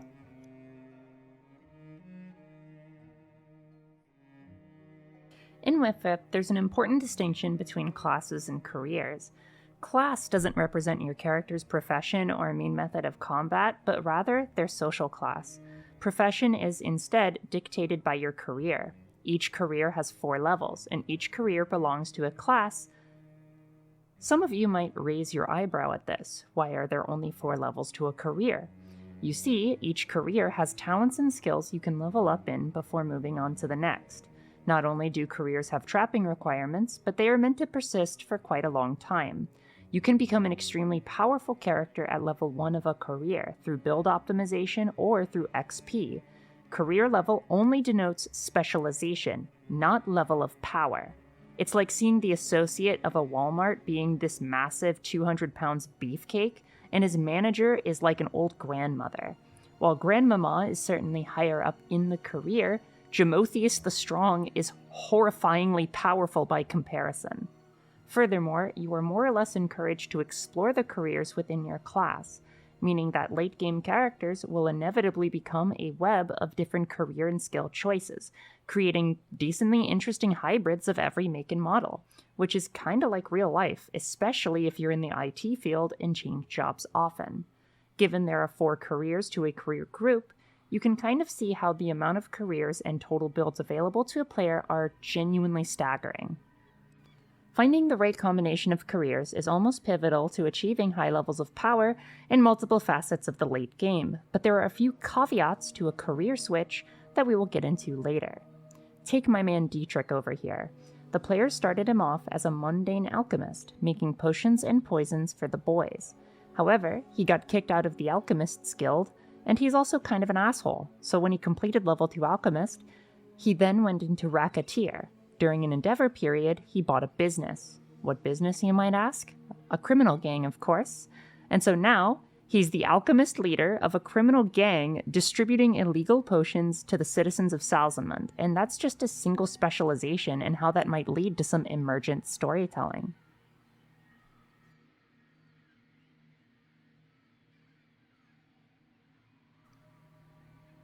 These guys are your nerds, dorks, wizards, doctors, and more. If you wish to run magic, be an excellent researcher, learn advanced lore skills for specialized information, like politics, undead, demons, and anything in between, artillerists and other such military learned folk are here too. Most every academic can acquire the ability to read and write, and most have the choice to start literate regardless of origin. Academics are insanely important to any party. Whether the party is reliant on magic users or advanced knowledge, academics are a core to the party. You can't really exorcise that undead if you don't know what type of undead it is, for example. I have personally found high elves, humans, and gnomes to really excel in the academic class, thanks to high intelligence, casting ability, or easy access to libraries in human cities. Running a level 2 artilleryist into a wizard build can be insanely hilarious, because the best spell you can possibly cast besides the Comet of Casadora that is currently falling on your enemies is this gun I found.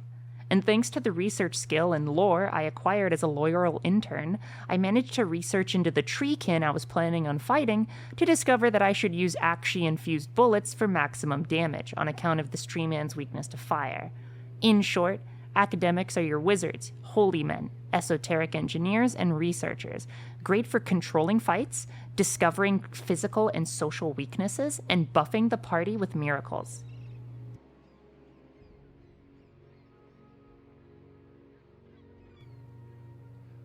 Not that type of burgher.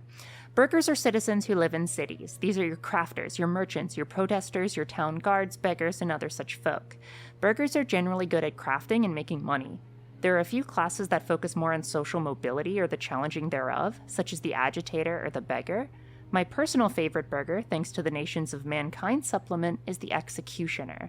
You know, the fat guy with the hood in movies who kills the serial killer at the end, because at level 3 they get Lord Torture, because hell yeah, the Empire's worth it. If you want to be a character that can eventually make an okay amount of money, is decent with social abilities, and has just a little bit of knowledge, run burgher. Running a merchant can make the party a lot of money, or an artisan can craft pretty much anything for the party if you make their trade any skill relevant.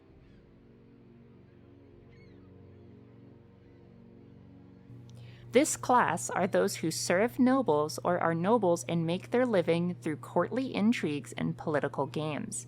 This can range from the simple servant to ambassadors, spies, and advisors.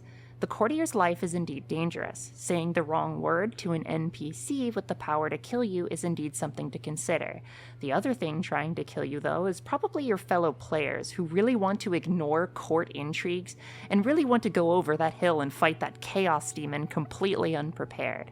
The courtier is generally a class of influence, and has a little bit of everything for the upper classes, although many of their skills focus on appealing to this group, so your more down and dirty skill sets are a bit rarer.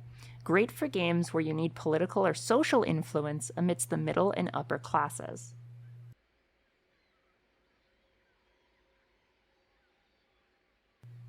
While peasants generally don't make overmuch in the way of money or social prestige, they're excellent in surviving the countryside while maintaining influence locally with rural communities.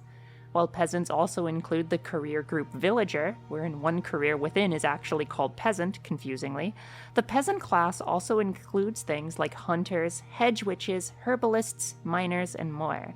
Peasants generally have a lot of talents that boost endurance or provide extra utility and survivability in the wilds. Some of the more esoteric magic careers are here too, such as the Norskin seer, the hedge witch, and the mystic, which, while illegal, the use of magic is still more or less in demand in rural society, and especially when away from cities and witch hunters.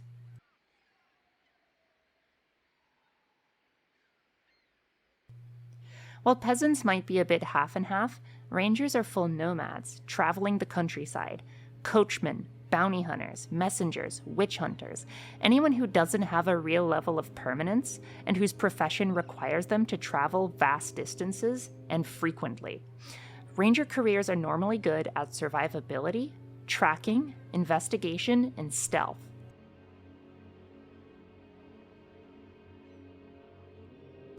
Rogues are generally the dregs of society, those who don't run a very high status, but can acquire money or power at either the risk of attracting the attention of authorities or negatively influencing society. These are your thieves, bandits, highwaymen, witches, black market fences, and more. At higher levels, some of these career types can acquire enough influence to more or less remove negative societal effects, while others, such as the witch, simply trade them off for more power.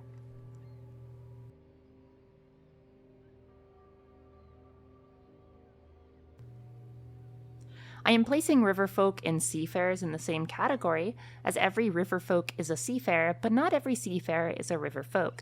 In any case, both display a rather diverse set of skills that are meant to enhance or facilitate travel and survival on the river or the ocean respectively.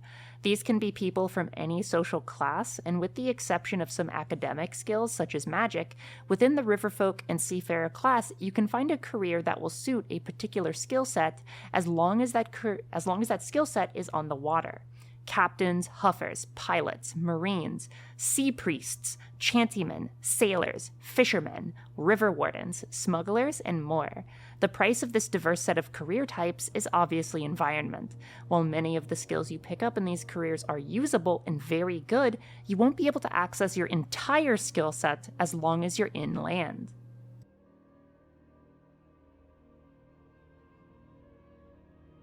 Finally, we come to the warrior. There are really 3 schools of thought to the average Whiffrip warrior class player. The first sect comes from the low IQ troglodytes. These are your murder hobos, the generic lawful good fighters who take the quest to kill the wolves and everything in between. The next then are the midwits, those who see the system but don't really understand it, those who multi-class 7 gorillion times in a vain attempt to create some level of mastery, but they're woefully underprepared for what they actually know. And then you have the high IQ Rick and Morty enjoyers, those who know that, indeed, it doesn't really matter what type of warrior you play, and that even the most mundane of careers can become insanely interesting, because the point of Whiffrip isn't to play as some super cool tiefling rogue assassin, but it is instead to play as Jim, the human soldier, and the fact that he suddenly has to deal with the heavily armored Chaos Warrior beating down his door, and he solves this problem with a gun. Just play human soldier. Jokes aside, warriors are your archetypical fighters. They're extremely competent in range, melee, or both, and generally get some sort of social specialization at later levels. Warriors generally make decent money and acquire decent influence, but don't suffer near as much as the other classes in fights. While you don't need warriors to survive in combat, their talents are extremely useful and can be a massive boon to the party. A mid-game warrior with solid success bonuses in their skills through said talents can become a really good core and cause some insane damage, and rush down what was originally going to be a massive threat and turn it into a close call.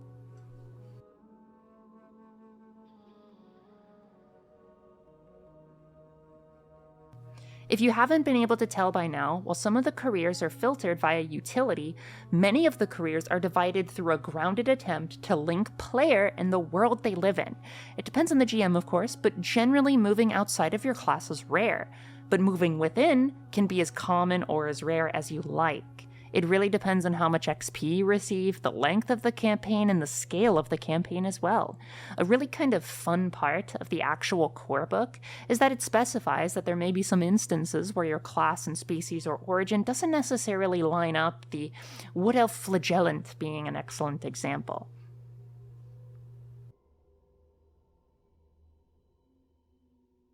Alright, time to look over a career template, what that entails, advancing a career, and how it all works. So I took a screen cap of Foundry VTT where I mainly run Whiffrip games, and this is the Charlatan career. At the top you can see the advanced scheme. This is basically informing you what characteristics your character will develop at the end of each level of the career, matching with the relevant symbols for career level. At the end of every session you get XP based on a number of factors. And characteristics, skills, and talents can all be bought and or upgraded at a cost. Each career level has an associated status, skills your character acquires, talents you can buy, and trappings you must own to be associated with that career. Trappings can be loose and don't have to be exact, but you only start with trappings at character creation. Some of these skills your character might already know, and if that's the case, then this is simply telling you that you can invest XP to upgrade that skill. Skills, talents, and characteristics not listed in your career can only be increased via trainers and a few contextual encounters at the GM's discretion. Careers in a career group share skills, so a level 4 charlatan, a scoundrel, may increase skills they had in con artist, charlatan, and swindler. However, you do lose out on talent buys and talent upgrades, so invest all you want in a career, talent-wise, before moving on.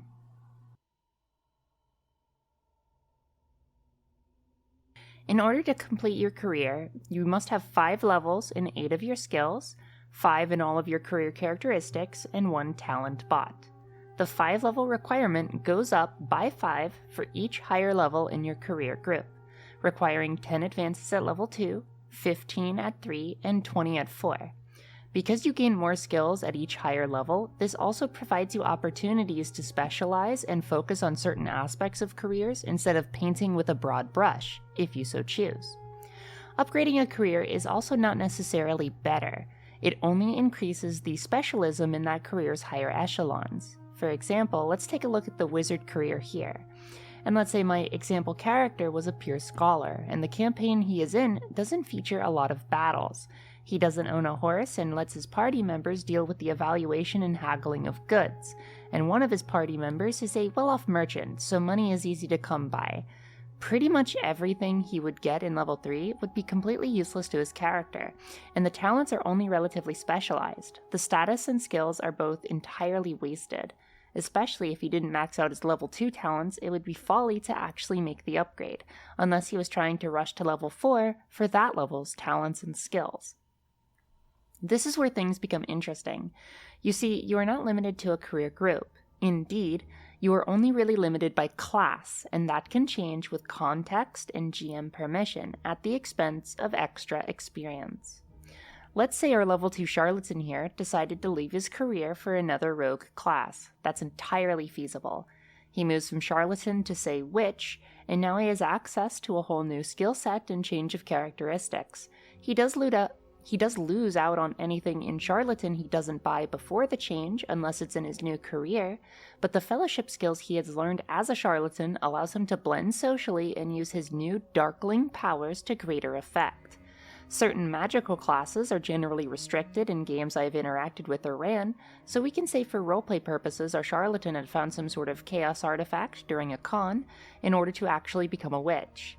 In any case, your character can ultimately become a web of different careers and potentially classes, and given the vast number of careers in the game, you can create some very interesting combinations meant to either shore up holes in problem areas of your character or supplement existing skills. This is another reason why I vastly recommend Human to first-timers. Again, humans have access to the most careers and class types on account of their prevalence in the old world. Elven nobles might only be relevant in places where elven nobles are relevant, but a human noble can have significant influence in almost any city. Creating this web and forming your build is the second part of Warhammer Fantasy roleplay that only really exists if you overcome the hurdle of your first game, and is in my opinion a relatively unseen part of WFRIP, especially if you run more fatal games. Theoretically, a character can change careers indefinitely, assuming they have the time investment and XP required. Most long-form campaigns have units of time known as endeavors, representing a rough 1 to 2 weeks, or perhaps more. Endeavors are usually given at max of 3 at a time. Endeavors are what occurs between adventures, and during this time you can have your character perform personal events, actually work their job, change their career, invest in an enterprise, and more. As an example, it would cost an endeavor for a charlatan to become a witch. He takes another to find someone who can teach him witchcraft, and a final third to learn some spells. You can theoretically run endeavors during the game after a session ends or before a session starts as a prelude or epilogue, but usually I just have my players text me endeavors between games for ease of use. They usually don't involve the other players, it's mainly to provide the character opportunity for personal goals or advancement. Some GMs might opt for the idea that experience points can only be spent during these periods as well, although I usually stick with the spend them whenever for ease of use. I think it's important to note that your character is not their career. They're their own human or otherwise, with their own sense of morals that may or may not be tied to their career, which can be easy ways to roleplay career changes or exits. A warrior priest who loses faith might become a mercenary, or a newfound pacifist might go from being a soldier to a priest of Shalia and fall to a life of pacifism. I think this is an important aspect to note, because changing career is not the same as an arbitrary level up in other systems, but in system it actually takes both time and logical reasoning to facilitate, so that players can form a connection with not only the character, but the world around them, and Warhammer's strongest aspect is its detail-heavy world.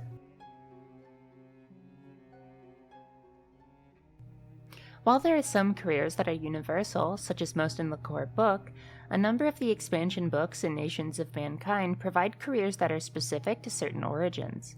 Some are more interesting than others, some might also not fit in all of your games and thus must be accounted for.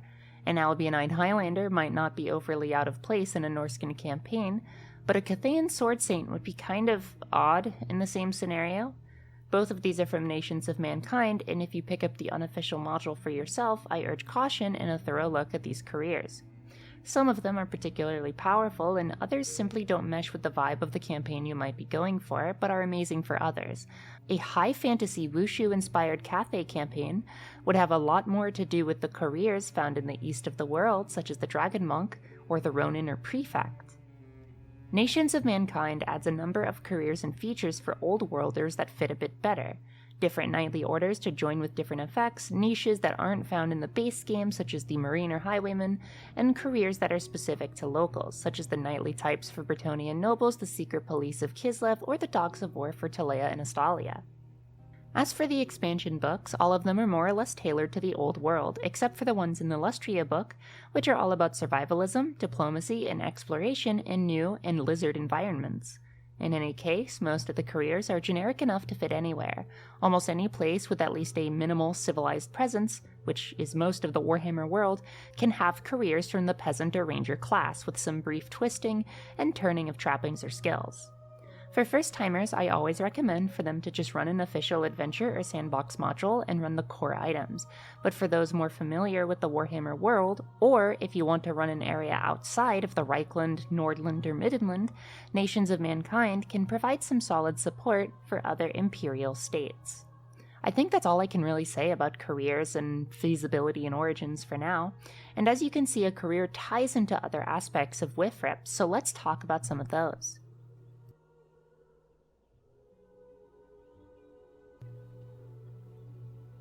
There are 3 status levels, Bronze, Silver, and Gold.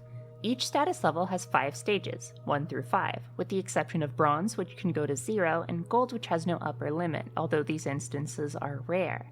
As you can probably tell, each status level is a reflection of the lower, middle, and upper classes. Having a Silver 1 job, then, means your character is in the lower middle class. A Gold 5 job would give your character the same social status as a noble or celebrity, and a Bronze 2 would be an entry-level working Joe. Warhammer is a social game, as much as it is its other aspects. Character sociality, class movement, and the like are all decently important, and are both grim and relatively realistic and intuitive. Being of high status means your character will generally make lots of money. They're able to affirm themselves with the elite, and boss others of lower status in many cases. However, this also means that they are prime targets in alleyways, and perhaps be even snubbed in certain situations where hatred of nobles are high, such as in gang hideouts or seedy rural taverns. Being of low status means others might snub you or act pompous, but this can also be used to your advantage too, as few suspect the weak and poor to be of any threat. In any case, I recommend going to every status tier with different characters, immersing yourself in them and seeing how they work. The Empire especially has a burgeoning middle class thanks to cultural, technological, and economic innovations, so the Silver tier can definitely have some fun social nuance to it. While nobles are still required to be called upon in times of war, many of them hire soldiers and mercenaries to lead troops and fight in their stead. This is an era of great social upheaval in the Empire, where nobles are equally viewed as an obsolete power structure and as a needed piece of the Empire.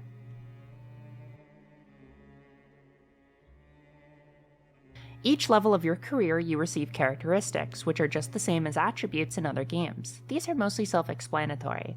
Weapon skill and ballistic skill are used for your hit chance, strength is used for grappling, melee damage, and intimidate, toughness is for your health and resisting disease, initiative determines your initiative, agility is how acrobatic you are, dexterity is how able you are with your hands, intelligence is your smarts, willpower is your mental fortitude, and fellowship is your charisma. Each career level gives you characteristics marked by relevant symbols. Each can be bought if you are at that career level and you have the XP. You buy points one by one, and while some may find this system clunky, I enjoy the sense of progression of slowly building up your character. Not to mention, every end of session gives you a level up if you think of leveling up as increasing your stats, so that dopamine hits every time.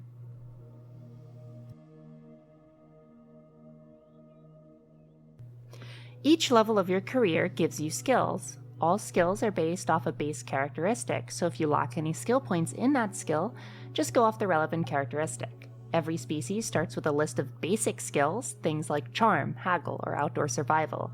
These are things the common human, or what have you, can do. It's sort of like the various skills in, say, D&D. Perception, intuition, athletics, things of that nature. Through Endeavor training, career, certain subspecies at character creation, and more, you may be given access to different advanced skills. Advanced skills generally require that skill to actually do, although there are some occasionally basic versions of that skill that can be completed by more general skills or characteristics. This is ultimately up to the GM to determine the context. For example, pick lock is actually needed to pick a lock. Unless it's a very, very, very simple lock, then a hard dexterity check might do it for someone unlearned in such a skill. Trade cooking is required to actually make a delicious luxury meal. Otherwise, the outdoor survival basic skill to roast a hare or otherwise will ensure a character's hunger is satiated. In any case, most advanced skills are languages, lores, things like shooting a bow or researching or fighting, things that are beyond the ken of just generalized knowledge. Notably, this also includes, again, fighting skills like melee or ranged skills, as well as casting and channeling skills. Talents are the equivalent to feats. You gain 4 that you can buy when you acquire a career. You can buy multiple levels of talents, which are limited based on talent type or relevant characteristic bonus. Unlike skills and characteristics, which can be leveled up as long as you're inside the relevant career group, talents are more or less lost if you leave the career. Only what you have bought will be available to you unless you find a talent trainer at the GM's discretion or through consulting an expert via endeavors. Trappings are what your character wields publicly to define their state of office. From a beggar, this can be a cup and a blanket, to a knight, which might be full plate armor. You only get level 1 trappings at the start of making your character in the career they have chosen. All other trappings must be acquired via gameplay, preferably before they move on to the next career.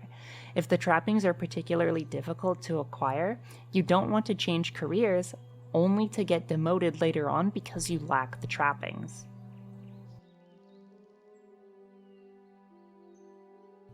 Let's roll another example character. Keep in mind, you can just choose your character, but if you roll randomly, you do get some bonus XP. I rolled a human Reiklander Dockhand. While he has some solid rolls in Fellowship and Willpower, his main career characteristics, being weapon skill, toughness, and initiative, are not very good. As a human, my guy here starts with 2 fate and 1 resilience. I added his 3 extra points for being a human to resilience, representing his more reliance on himself than on luck or the gods, perhaps to even his own detriment. For the 5 free advances, I put 1 into weapon skill to edge it into 30, 2 into initiative to edge it into 30, and 2 into toughness just so I can get closer to 40. In Whiffrip, the tens digit is classed as your bonus number in many different types of checks, so trying to get those as fast as possible in character creation can be key. For rolling a human, I got 20 XP. For a Dockhand, I got 50, and for keeping all my random rolls and my characteristics, I get another 50. What's interesting to note here is my character's rather high willpower of 39. He almost rolled max. I imagine him as the Dockhand version of Rock Lee, not being very good at his job, but just willing to work until he gets it. The star sign, an optional rule from Archives of the Empire Volume 2, which adds rollable star signs, gave him Dragomos the Drake, which I kept, and since I rolled at random, that's some extra XP for me, 25, so total I have 145 starting XP. As a Reiklander, I get a number of skills from my species in my career. For my species skills, I get 3 points to put into 3 of them, and 5 in another 3. For my 3, I put advances in Cool, Haggle, and Ranged Bow. For my 5, I put advances in Leadership, Lore Reichland, and Melee Basic. He's also doomed. The dooming was foretold via a random table. The Myrmidian's spring is thy poison. How ominous. Perhaps this has given our guy a fear of Myrmidians and roleplay. Children in the Empire receive their dooming at 10 years old, so this makes sense. We have a choice between Savvy or Suave. We chose Savvy, as I like the idea of our guy being a little incompetent with his words. For our 3 random talents, we get some great picks. Luck, which gives us an extra fortune point. Supernumerate, which lets the player of the character use a simple calculator for the character's mental calculations. He doesn't need an abacus. And Hardy, which doubles his toughness bonus for wound calculation. For career skills, we get 40 points to allocate across any of his career skills, 10 points maximum. I put 5 in athletics, consume alcohol, dodge, and swim, and 10 in endurance and melee basic. For his 1 free starting career talent, at character creation, I gave him dirty fighting, as I imagine he is not the strongest fighter, and thus I will not be picking up the feats that give him strength stuff. For his starting trappings, he receives a cloak, clothing, dagger, and pouch. He gets these as his class, Riverfolk, which is as such. As a dockhand specifically, he also starts with a sling bag containing a flask of spirits, a hand weapon, which is a boat hook, and some leather gloves. Time for some detail. Sigurd Arnberger is a 19-year-old dockhand, height 5'10", eye color blue, hair color black, and motivation respect. He wants people to respect him. His short-term ambition is to receive a pay raise from his foreman. His long-term ambition is to get a promotion to a place of serious standing. Short-term ambitions, or STAs as I call them, are meant to be completed every 2 sessions or so and net an extra 50 XP on top of the usual 75-ish for completing a session. Long-term ambitions are to be completed very rarely, netting 500 XP and giving you a chance to retire your character. If you do decide to change characters, players who retire their characters can allocate half of their XP to their next character. Alright, we have our character. Let's go over a few crucial details before we continue. Here is our character sheet. You should be familiar with this line of characteristics by now, as well as the skills, talents, and trappings. Look over here. Sigurd has 2 Fate and 4 Resilience. Fate is perhaps your most important of your 4 resources. Fate are your death saves. If an attack were to critically wound you, such as cutting your hand off or breaking your femur, you may also spend Fate to avoid the wound. Critical wounds are received when an enemy attacks you or parries you with a weapon and their roll is a double, an 11, a 22, etc. These are called critical rolls. Optionally, all doubles can win an opposed check. In any case, you roll on the critical wound chart to see what the receiver gets. Keep in mind you can crit even if you lose the opposed roll. For example, if I critically roll an attack and my enemy succeeds the defense, they still get hit by the critical during the fracas. Sigurd has a critical rune threshold of 3. This means he can take 3 critical wounds. If he takes 4, he has to spend a fate or die. You can also receive critical wounds via getting attacked at 0 wounds as well. Critical wounds can be context dependent. Some of them are simply minor hits that contribute to your threshold, hairline fractures, minor injuries, and the like. These generally deal little, if any, damage, but may impart some penalty. Higher tier critical wounds, such as amputation or decapitation, can kill you outright, and would require fate to survive, based on your threshold and how many wounds they deal, and what effects are given to you. In short, fate allows you to avoid both critical wounds and death. Resilience allows you to ignore either a mutation or succeed a roll automatically of your choice. There are a few other talents and abilities that use resilience as a resource, and these are context dependent. What's a mutation, you might ask? When a character interacts with or serves the ruinous powers or demonic forces in some way, they have to take a corruption check. Corruption has varying difficulties and requires different success levels.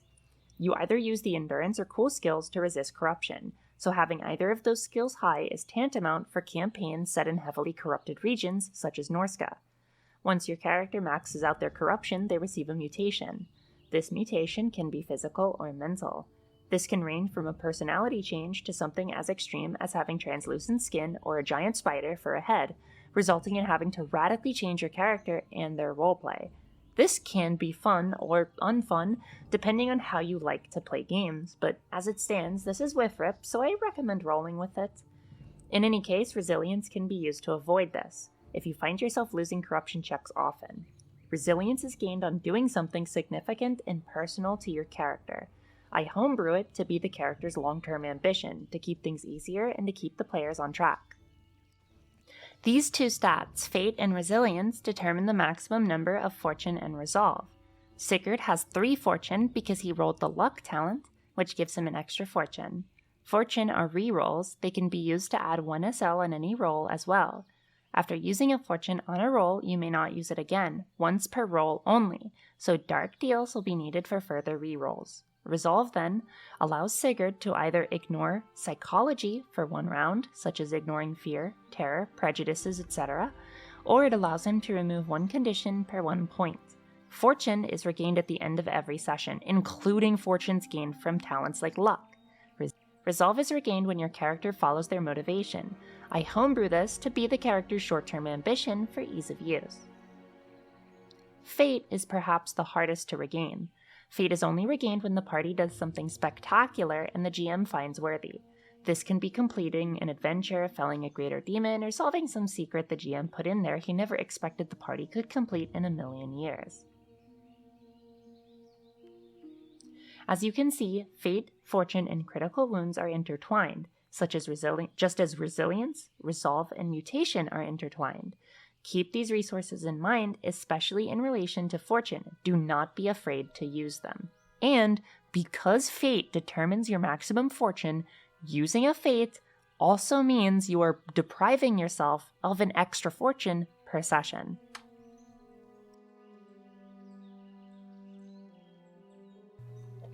Now, let's say Sigurd finds a group of adventurers and goes on a few sessions. Sigurd manages to help out a little bit here and there, and the group ends up stopping a black market smuggling ring in the docks. They aren't paid for this, but the dockmaster does promise them work in the future, in a time of 2 weeks. The GM then affords this time as 2 endeavor periods to the group. It's times like these for Sigurd to actually work his job for money, or maybe start a business for more types of money as well. Perhaps Sigurd wants to change his career. For example, let's say that before his next adventure, Sigurd has gotten 5 points total in his weapon skill, toughness, and initiative, as well as at least 5 in his remaining career skills. Because he started the game with a free talent, as characters first created get 1 talent in that career and his trappings for free, he can level up or change his career, and he spends his first endeavor doing so. Beyond spending an endeavor to move careers, Sigurd has to spend 100 XP to move up in his career. He can also spend 100 to move to any career within his class. As a river folk, he has a ton of options, from river warden to fisherman to many others. Now, if he really wants it, he could spend an extra 100, so 200 total, to move to a career outside his class. However, there has to be at least some level of context dependent on GM. For example, Sigurd could never become a noble scion, as he must be of noble blood, but perhaps his high intelligence and willpower is indicative of magical potential, and a traveling mage from the colleges notices this and takes him under his wing as an apprentice. In any case, for the sake of the demonstration, Sigurd will spend 100 XP to upgrade from a dockhand to a stevedore. His status rises from brass 3 to silver 1, which is honestly an amazing pay raise for Sigurd, and his STA is complete, netting him 50 XP. Life as a stevedore is a bit more involved. Sigurd has to learn the skills of bribery to get past smugglers, entertaining his fellow men with stories, learning how to gamble and intimidate properly, as well as perception and stealth urban. He might have known some of these skills before, but as a stevedore, all skills in his dockhand and stevedore careers may be leveled up as normal and contribute to his limits. You can keep leveling up old skills as long as they are in the same career group, so if Sigurd side-graded, he wouldn't be able to upgrade swim unless swim was part of that group. He also gets the potential talents of criminal, etiquette guilders, strong legs, and tenacious. As you can see here, the talents let him specialize a bit as to what sort of stevedore he wants to be, and he can totally focus on the bribing criminal route to get even more cash. And that's about it. The GM's adventure continues, and perhaps Sigurd finally gets enough XP to be promoted to foreman, achieving his LTA, successfully avoiding corruption via chaos or other methods, and retires, happy that his life goals are achieved.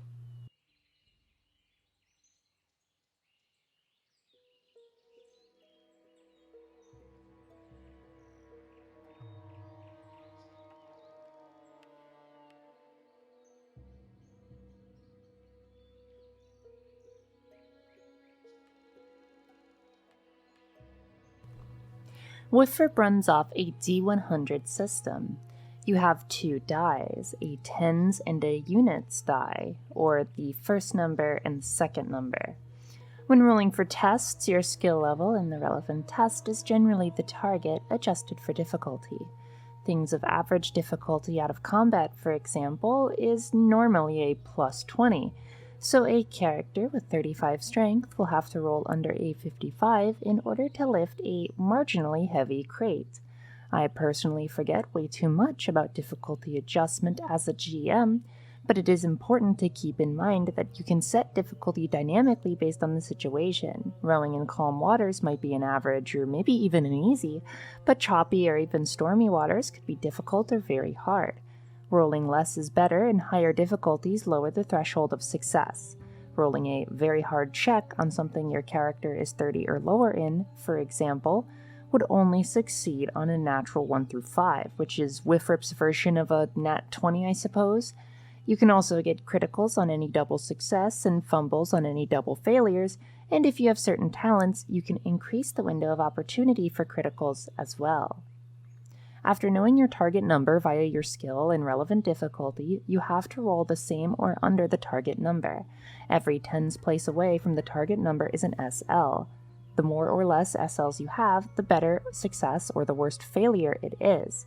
I believe in 2E it was every 10 units away, but 4E simplifies it with tens places. This does mean that you can game the system for an extra SL or two by tactically buying XP and skills to put them just over the threshold, and thus giving you a bit more bang for your buck. In any case, your target number is your chance of success. An average plus 20 roll on a 30 skill level, again, means you have a 50% chance of success. In any case, that's pretty much the entire system. Pretty much everything from damage to magic to combat to sociality relies on differences between SLs, or in some cases stacking SLs across rounds in tests called extended tests. For example, a particularly hardy and thick door might be barred on the other side. The GM determines that while the door has a mechanism for the bar that can be picked for 5 SL, the door itself can be broken down with 30. If the group had a rogue and a solid pick-lock skill, he could theoretically solve this problem easily. Unfortunately, the group must shove themselves against the door until they reach that combined 30 SL across multiple rounds of tests while they try to break down the door, creating both a lot of noise and attention. The difficulty is set to average. The group is not in combat, and maybe the door has recently been damaged for one reason or another. And let's continue with this door example. We have Jim with a rather high strength of 65, rolls an average strength check to try and break down the door. Average difficulty is a plus 20, and so Jim must roll an 85 or under to succeed. He rolls a 37. 8 minus 3 is 5. He gets 5 SL naturally, and thus the door's SL requirement goes from 30 to 25. And what do I mean by SL naturally? Well, talents also add success bonuses or success levels to relevant rolls determined by talent level. Success bonuses are based on the level of the talent and apply when you succeed. So, a character reloading his weapon with 2 levels of rapid reload would turn his +0 into a +2, allowing him to reload faster. Success bonuses do not apply on failure, however. You need the much more coveted SL modifier, which a rare few talents give for it to apply on failures, each SL adding a functional 10% chance of success, hence why success bonuses are far more common on talents than SLs. And again, this talk on success bonus actually does relate to both combat and magic as well, which is why I'm saving them distinctly for last. They more or less take everything I have mentioned and tie it together. As a little stocking stuffer, let me inform you that SBs stack. So if you get multiple differing talent levels covering the same situation, you can create some crazy builds. Back to my man Dietrich. The player bought 3 levels of Craftsman Alchemist and 3 levels of Concoct. Each talent level adds an extra success bonus. So, his 3 levels of Concoct and his 3 levels of Craftsman give him 6 extra bonus success levels on alchemy checks, if he were to succeed. Failures are treated as normal, however. In this case, this means that even a marginal success, a +0, would be the same as rolling a +6, a critical success. An astounding success on crafting for alchemies means that you can also craft double your original output. So that means that when Dietrich touches the alchemy racks, he makes the alchemy stacks. Many of you who first play the game might be tempted to do the bare minimum in order to advance a career, to buy a single talent and rush through to the next level of your career group. However, unlike skills and characteristics, talents unbought can only be bought if you re-enter that career or find an expert via endeavors, meaning you lose out on those crazy SB stacks. Knowing when to advance and when to stay really ties into what talents you want to keep and what you want to leave behind. And keeping that in mind is crucial for late game builds. A level 2 character might have less XP than a level 4, but a level 2 with the right talents and stacks can easily beat a level 4 into submission through these bonuses. Kind of like how in my first campaign, one of my players, a Lamian vampire by the name of Lucas de Vitale, used a spell that traps beings in a mirror. The mirror was the reflection of the ocean. The target, a Lord of Change, a greater demon of Tzeentch, and a master of magic. The Lord of Change had no chance against Lucas's SB stacks. Oh, my Lord of Change rolled a +9, the highest natural roll he can possibly get. Well, my man Lucas rolled a +22. While I understand explaining the systems I had just gone over in detail before was a lot, before even covering the minute-to-minute gameplay, I believe these elements are honestly a big part of WFRIP as compared to other systems. This isn't a combat game, not a game meant to prioritize fighting mobs. Much of the exploration you'll be doing will be social, and much of the minute-to-minute gameplay are things like investigations, infiltrations, crafting, making money, and ascending or descending the social ladders in the Warhammer world. Granted, every game can be run differently, but games that prioritize combat tend to lose out on these other aspects which make the game unique. It's why the meme I posted earlier makes sense. If you play the game to break it in combat with various multi-classes as if it were D&D or Pathfinder, you're missing the point of the game. And this is an aspect that took me a long while to actually figure out, especially as a new GM where all my experience lay in video games, all of which, even the most classic and crunchy of them, rely on combat for the majority of the experience. However, to say that WFRIP does combat poorly or simply is to not do it justice. Combat can be just as robust as the other systems, it just has a very broad and simple template. Combat careers have talents, aka, feats, which can be used to increase the versatility of combat. Non-combat careers will have to make do with what they have, spec into combat careers, or find improvisational methods to overcome their enemies. In combat, you have an action, a move, and a relative number of free or advantage actions. I say relative because you can do a number of free actions that a character could reasonably do within 12 seconds. Changing your weapon, drinking a swig of potion, sure. Changing your gear, drinking multiple potions, certainly not.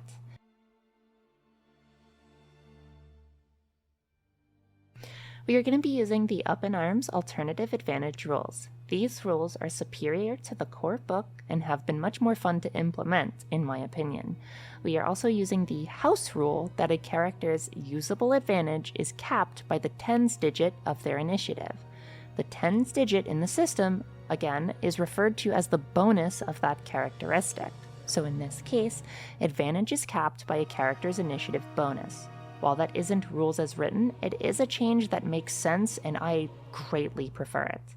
Further, while advantage actions generally take up the place of your action, I rule it as a replacement for free actions, allowing a character spec'd in agility and initiative to act with way more versatility in combat. Just keep that in mind. I'll repeat what I mean as I explain.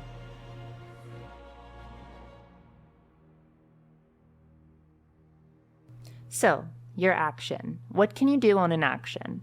You can do anything. Attempting to sneak away, convincing an opponent to put down their weapon, grappling, throwing, making some sort of improvised check. While a character can attack, it's not always the best option. Certain enemies, such as Chaos Warriors or Demons of Khorne, have the Champion trait, which allows them to riposte your attacks should they. A great example is during the Forest of Hate adventure module. My party was fighting the BBEG, a plague demon that was infesting a treekin. Spoilers.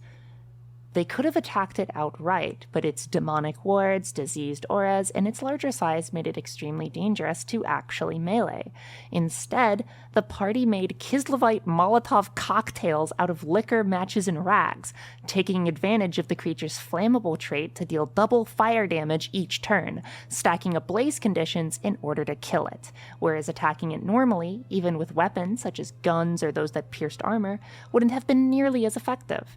Combat careers do have a number of talents that can increase the versatility of normal attack actions via SBs or special attacks. Strike to Stun allows a character to use pummel quality weapons to stun lock enemies, and all improvised weapons, such as chair legs or the pommel of a blade, count as pummel weapons. Furious Assault allows you to spend your move or 1 point of advantage to make extra attacks. Dual Wielder lets you attack with both weapons in your hand at once, and Ambidextrous reduces the penalty for whatever weapon is in your offhand. Knowing where to strike your opponent and what conditions to put on your opponent is ideal for combat careers. The worst option you can do in a fight when your opponent hasn't been analyzed is to charge ahead unknowingly and The worst option you can do in a fight where your opponents haven't been assessed is to charge ahead unknowingly.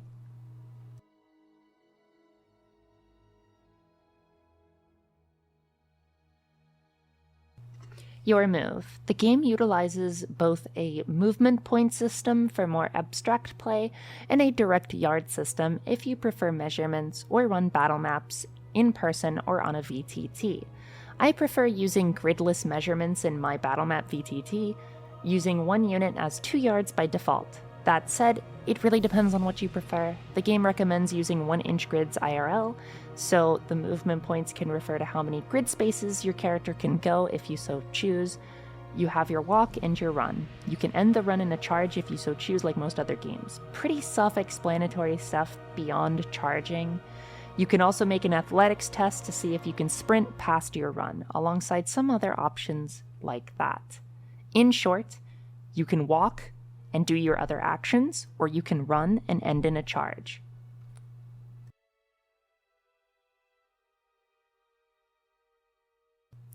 Your free actions. The rules on free actions are quite vague by design, but are designed to be things that can take relatively quickly.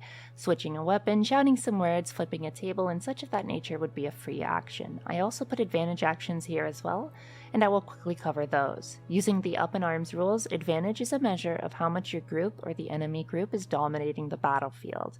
You generally get equal number of advantage to your group number. Same with the enemy, modified by circumstance. You may start with more and the enemy with less if you ambush them, for example. Succeeding in rolls against enemies give you advantage and the enemy loses advantage. Failing against enemies loses you advantage and gains them advantage. It's generally 1 test to 1 point.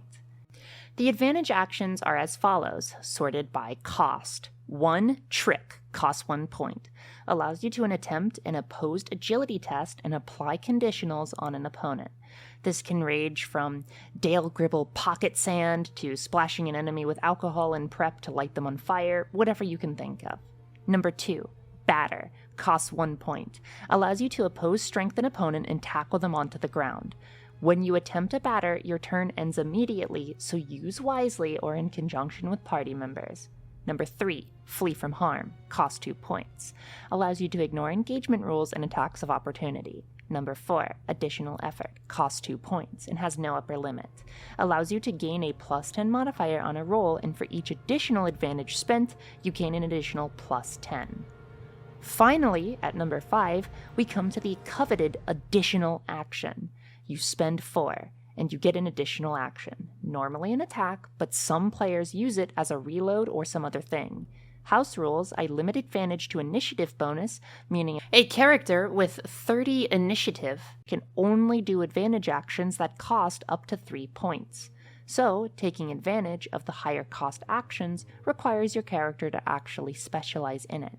So quicker humans with less toughness can generally use advantage to make additional attacks, requiring a minimum of 40 initiative to use the additional action. Pairing this with combat talents like Furious Assault, Frenzy, and Dual Wielder can make a horrifyingly powerful DPS combo. A potential of 6 weapon attacks. Granted, that's more endgame stuff, but I want to display just how powerful advantage can be, and how you really should take advantage, haha, of it.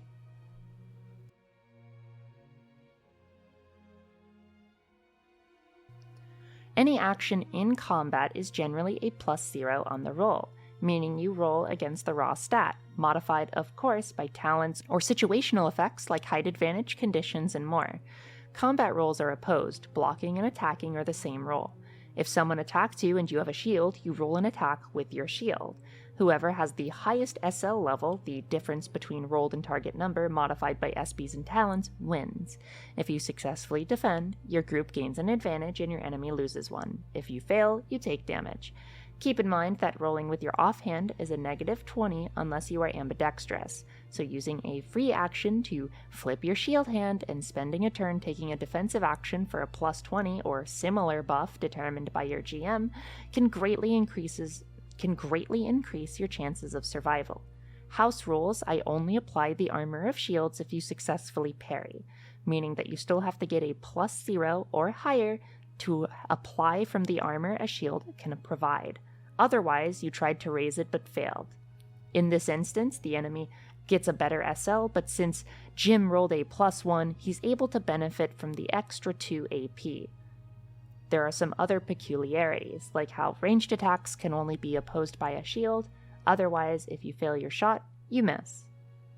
Melee attacks can never miss and always must be opposed. If both fail, it's just who fails harder.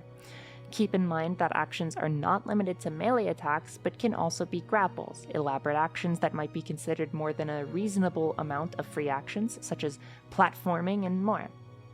As you can see, especially with the up in arms advantage system, there's an interesting push-pull to combat. Ensuring you and your allies work together successfully will ensure you manage to get the upper hand. If you're the type of player who doesn't do teamwork, your failures to hit and failures to defend will negatively affect your team and allow the enemy to use advantage actions against you. Keep this in mind and know that there are certain talents like Shieldsman, Rapid Reload, and others that give you additional advantage opportunities and actions, especially in tandem with your teammates.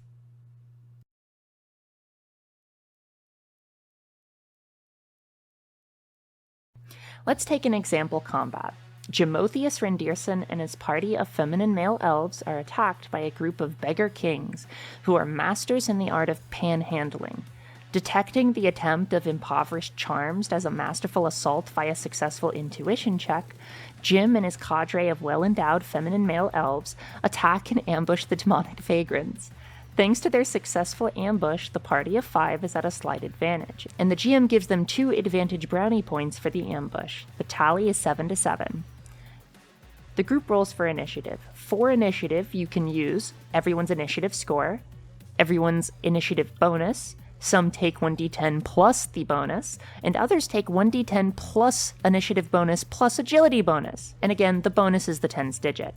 Just keeping in mind, I use the last option so characters who specialize in agility, like certain rogues, aren't left too far behind, although initiative users will generally always come out on top. But if you want to keep things simple, just use everyone's initiative score. There's no need to roll for initiative.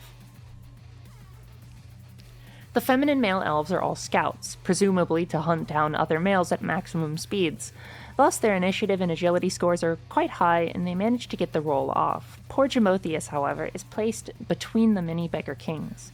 The feminine male elves all make relative shots. Femboy 1 and Femboy 2 hit their respective targets, and one of them lands a critical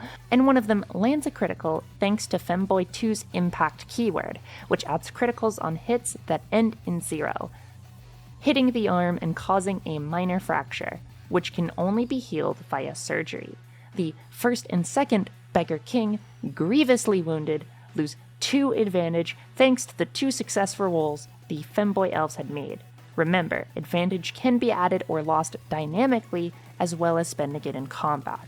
The Femboys keep their distance, as the third Mist and the Beggar Kings are rather endurant with their robust, very resilient, and other toughness-related talents. Realizing their attempts at poverty magic will not work, the wounded beggar with a broken arm has decided enough was enough. He spends 2 of the enemy group's 5 advantage to use the Flee from Harm advantage action, ignoring attacks of opportunity from the players, and sprints past them. The unwounded beggar equips a nearby piece of broken wood and swipes it against Jim. He succeeds his melee roll with a called shot to the head. Jim succeeded as well, but since the Beggar King had managed to acquire 1 more SL over Jim's parry, the strike succeeds. Both checks can succeed or fail. While ranged attacks can miss, melee attacks, it's more about who succeeds better or fails worse. In any case, Beggar King here has a talent called Strike to Stun, where called shots to the head have the pummel quality, and improvised weapons can benefit from the pummel quality. Hence, Beggar King commences an opposed strength endurance check. While the Beggar King's weapon skill is commendable, his strength is low, and the stun attempt fails. Still, the successful attack adds 1 advantage to the Beggar King's pool, putting them at 4. The Beggar King will now use the 4 advantage to additional action, swinging another called shot to the head, this time succeeding in both the hit and the stun attempt, and giving his beggar allies the opportunity to flee on their respective turns, which they do, scattering in different directions, screaming for help. The only thing to note here is that using advantage actions on rolls will not increase your advantage if you succeed, such as an additional effort or additional action. On round 2, Jim is stunned, but his Femboy elf companions quickly use their walk speed to back up, and then use their action to fire, porcupining the last remaining beggar at close range. His death throngs, combined with the screams of the fleeing Beggar Kings, has called the city guard. The city guard then arrest Jim and his feminine male elves for the grand crime of not tucking properly and inciting attraction from nearby villagers. Joking aside, the mechanics therein show to display that group advantage can be 1. Used by any member of the party initiated in the combat. 2. Adding advantage happens on notable roll successes, such as successful attacks or similar determined by GM. 3. Losing advantage happens in the same way on notable roll failures. 4. House rules wise, your advantage is capped by your initiative bonus. If you have 4 initiative bonus, you can spend a maximum of 4 advantage points that turn. Even a bunch of non-combat characters are able to use advantage to their, advantage to help them against a bunch of combat characters. There are also a few use case talents for combat characters as well, things like the aforementioned Strike to Stun, Infighting, and a few others. That was the simplest way combat can be placed. You have a various number of actions of different types per turn, and each turn you have a pool of advantage that can give you and your party access to more cool stuff if you manage to get enough advantage, requiring you and your party to be smart, cooperative, lucky, or a combination of all 3. Now that we have a brief on potential actions in combat, let's go over the skills primarily used for combat careers and the warrior class. While every character has access to the weapon skill and ballistic skill characteristic, warriors generally acquire multiple different types of weapon skills, both melee and ranged, alongside combat-focused talents that further specialize the character. Basic, which is the use of one-handed medium weapons and shields, anything from a dagger to an arming sword. Brawling, the use of personal ranged weapons, such as knuckle dusters, bladed gauntlets, and fists.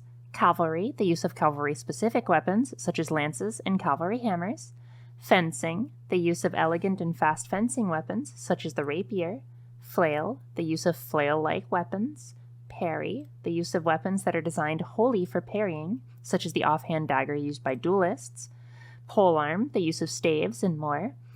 Any two-handed pole weapon that has a relatively equal distribution of weight. Two-handed, the use of two-handed weapons that are generally top-heavy, such as Vihanders, great axes, and other Dark Soulsian weapons. Just like weapon skill, the same applies for ballistic skill. BS is tied to the range skill, which has a number of specializations. These are black powder, the use of guns, and as of Sea of Claws, cannon as well. Bow, the use of bow. Crossbow, again. Engineering, catapults, trebuchets, or potentially cannon based on rules interpretation. Entangling, the use of nets and whips. Explosive, the use of bombs and grenades. Sling, self-explanatory. Throwing, use of throwing knives, axes, javelins, and other thrown weapons. While any character can wield any of these weapons, more complicated weapons, such as cannons, might require the actual skill to use with genuine effectiveness, or the difficulty might be harder based on the GM's preference. Further, you forego a weapon's qualities if you used a weapon you aren't specialized in. Weapon qualities are basically bonuses that can add statistics or otherwise change the properties of a weapon, while flaws do much the same except in the negative. Using a weapon you aren't skilled in keeps the weapon's flaws, but not its qualities. Let's take the pistol. The pistol has the pistol, black powder, and damaging qualities, alongside the reload 1 flaw. The pistol quality allows the user to fire the weapon in melee. The black powder quality forces the opponent of the user, even if the user misses, to roll for broken conditions, simulating them running for cover. And the damaging quality takes the unit's number of the roll and applies it to damage, making roll on 9s an insanely powerful DPS tool. Flaws-wise, you have to get at least a +1 to reload the weapon. So, without the skill, you can't fire the weapon in melee, you don't force enemies to dodge for cover, and you do way less damage. Frankly, a gun's best purpose is for amazing damage and crowd control from the black powder quality. Without these, you're better off using a bow. Beyond that, base characteristics are normally much lower than the relevant skill on account of the XP costs. So, your risk of blowing yourself up on a critical failure with a pistol is much higher without the skill. There are many qualities in-game for both weapons and armor, and while armor qualities don't require a skill set to wear, generally armor is expensive and rare for bronze classes to acquire early on. And if you get into Archives 3, there is also rules for fitting armor. Some example qualities I or my players have found insanely good or otherwise notable. We have Impact, damage on the unit's die. Pummel, if you hit an opponent on the head, you can stun them, thus robbing them of their actions on their subsequent turn. Magical, lets you attack ghosts and other ethereal enemies. Fast, if you use the weapon to attack, you can attack outside of initiative order. Damaging, you make the units die your SL if you succeed. For example, rolling a 2 SL on a roll of 58, meaning that your target number was a 70-something, means you can change that 2 SL for an 8 SL, not only greatly increasing your chances of hitting, but increasing your base damage by the difference, in this case, 6. There are others that have their own fun properties, and quite a lot of enchanted gear also comes with fun qualities and quirks.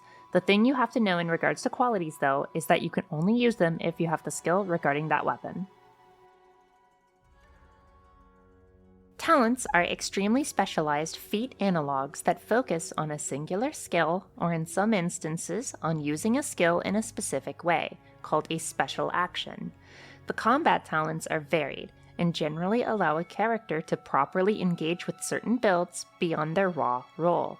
Someone with dual wielder can attack with 2 one-handed weapons at once. This includes one-handed ranged weapons, by the way.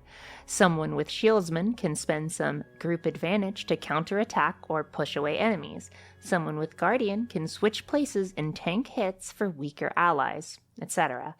Talents are extremely varied, and because of their specialization, I feel going into each one individually would weaken the overall point of the video.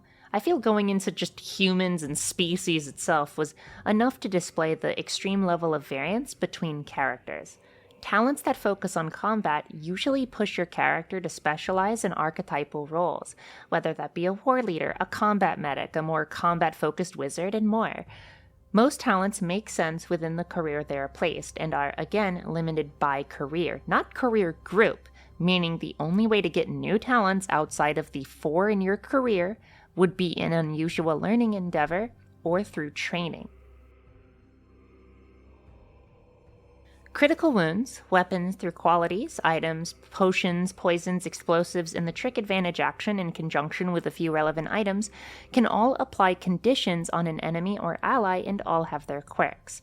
Keep in mind, however, that most of these conditions can stack, either on themselves or with others. Bleed removes 1 wound per bleed. Notably, it causes a 10% chance of death on unconsciousness per round per bleed. 5 bleeds means you might die very quickly at 0 wounds, or spend precious death saves or fate to allow your party to heal you in time. Bleed is removed with medical attention via the heal skill. If you are using the injury rules in Up in Arms, bleed also causes you to go unconscious when you reach 0 wounds. Keeping in mind that 0 wounds does not mean you are down, it is simply the threshold for which you will start to take critical damage automatically. Poison loses 1 wound, and you suffer a penalty of -10 to all tests. Poison stacks can both tire and damage your character. 2 alone is debilitating enough out of combat, and in combat it's near hellish. Unlike bleed, with poison, it's an endurance test you make after your toughness bonus. The 10s die to your toughness. Failure is death. Poison is removed naturally through succeeding endurance checks or using an antitoxin kit a character with heal has. Ablaze is 1d10 wounds, which is modified by toughness and armor. Extra Ablaze adds damage on top of the roll, so 3 Ablaze conditions is 1d10 plus 2, not 3d10. Athletics can be used to remove blaze conditions, and while it's not stated, unless the fire is like magical or something, I imagine a quick dunk with a bucket would do the trick as well, depending on severity. Deafened is a -10 test penalty to any tests involving hearing per stack, and any opponent flanking you gives you a bonus to hit you on account of your inability to hear them coming. 1 deafened stack is removed per round. Stunned is a condition that removes your ability to take actions, and you can only engage in half your movement. Enemies striking to hit you gain a +10 and a +1 advantage to striking you. Stun can be removed with aid or endurance checks. Entangled is where you are wrapped or otherwise bound, through grappling, ropes, or some other method. You cannot move, and all tests involving any sort of movement, including most actions, suffer a -10 per stack. With enough grappling conditions, you can render an opponent functionally helpless. Fatigue is the common exhaustion stack. It's a flat -10 on all rolls. It generates when suffering exposure, tiredness, certain magical effects, recovering from other conditions, and more. Fatigue can stack. If you generate more fatigue than your toughness bonus, you collapse, unconscious, and if you are alone in such a state or suffering from exposure, death is near. An easily gained debuff that you must be careful around. Blinded is a -10 to tests involving sight, and a +10 for your opponents to hit you. Like previous conditions, blinded can stack, 1 removed to every other round unless there's an amputation or some other permanent condition at play. Homebrew-wise, I rule that 3 blinds is total blindness and you can no longer use ranged attacks. Broken is either a physical or psychological state where you are convinced death is near. Your move and action must be used to run and hide away as much as possible from the source of the condition, such as when an enemy you are terrified of moves closer to you, or if you fail the cool check upon taking gunfire, in which you must dive for cover, etc. You can only rally from the broken when you are out of sight from the source of your broken condition. You may attempt a cool test each turn for the broken condition, and the better hidden, the easier it is. Further, some allies may attempt to rally you if they have specific talents. If you are out of line of sight from any enemy for a full round, you automatically lose a broken condition and don't need to test. Prone is the state where you are prone. Enemies have a plus 20 to hit on melee attacks against you while prone. If you move while prone, you can only move half. While prone, you suffer a minus 20 to all tests of any kind. Surprised is where you aren't ready for combat or an attack to hit you. You have no action or move, and you cannot defend yourself in opposed tests. Opponents in melee gain a bonus of 20. At the end of each round, or when an opponent attacks you, you lose surprise. Unconscious is where you are unconscious. Melee attacks automatically succeed and auto-score a critical wound. Alternatively, any attack against an unconscious creature with intent to kill will simply kill. Unconscious condition recovery generally results in some sort of fatigue and prone, via healing, waking up naturally, or some other effect. Grappling is a state where you are grappling or being grappled. Opposed strength determines who wins the grapple. Whoever succeeds can either give their SL plus the difference between the SLs in the opposed tests in entangled conditions, or gain the same but plus strength bonus for damage ignoring armor points. You may also do the former to remove your own entangled conditions instead of adding them to your opponent, assuming of course they are from the grapple. Engaged is a status with which you are attacked or are attacking an opponent in melee. Attacks of opportunity and other talents apply. If neither of you attack for a full round, neither is engaged.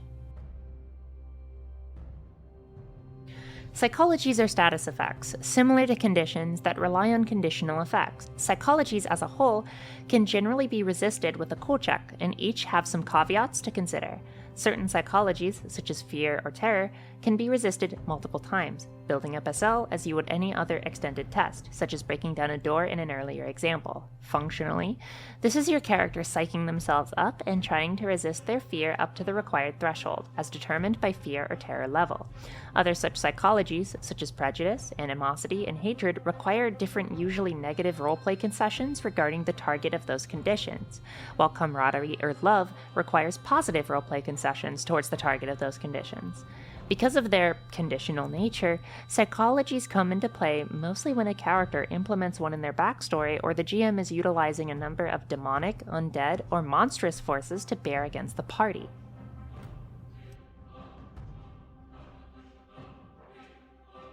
Finally, let's touch for real on armor. I shall be using the Armor Rules for Archives of the Empire Volume 3, which buffs the usefulness of plate armor. I am also using the Critical Mitigation House rule provided by Mooman in the VTT, and I am operating with the rule for critical mitigation. This isn't to say that you can't just run armor rules as written, but I simply want to convey my main experience with using and fighting against armor.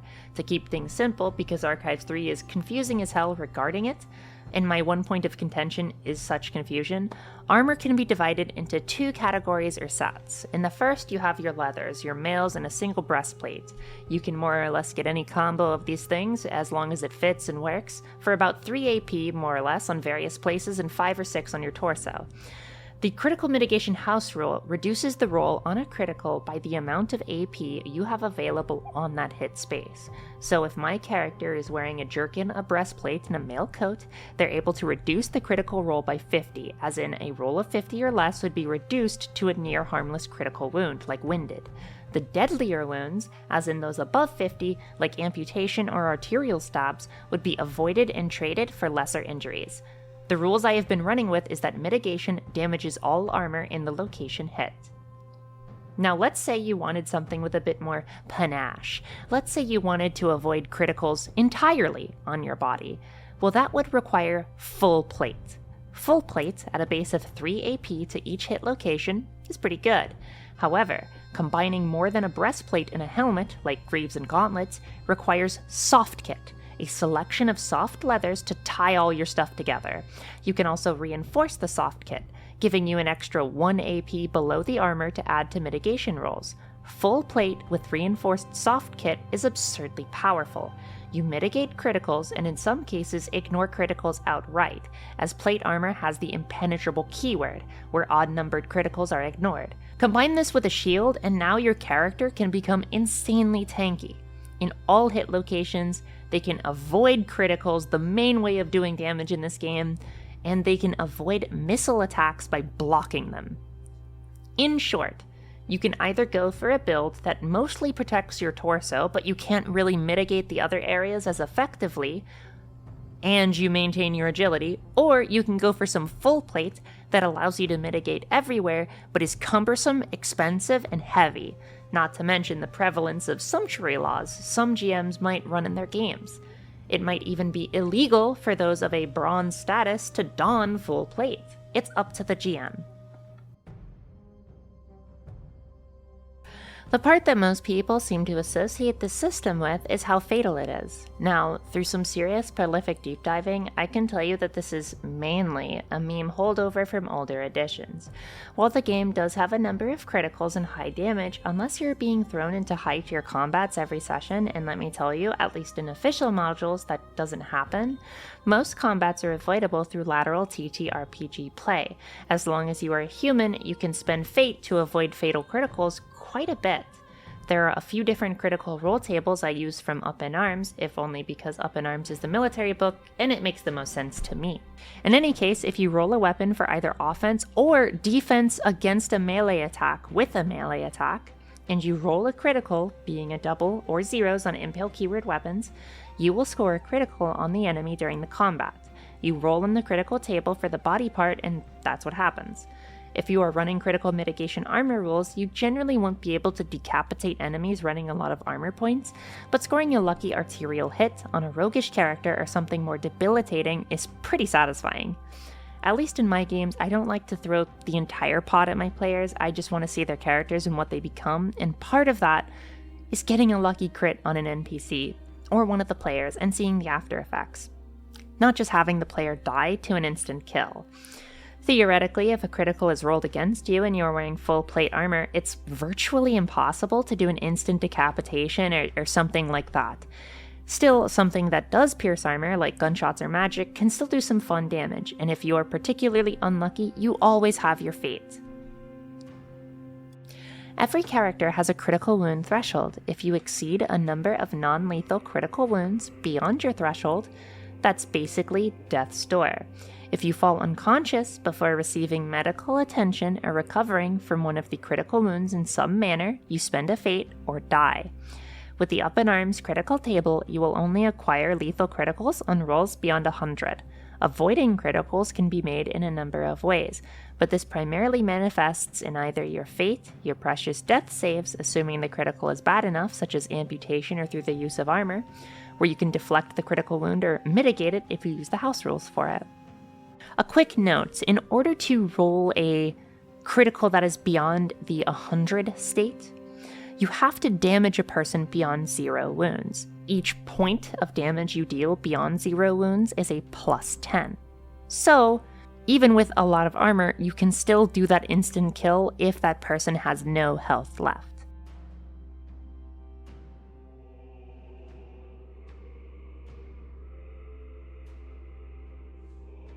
Both in the lore and to a lesser degree, the system itself, both magic and religion are intertwined in some very important ways.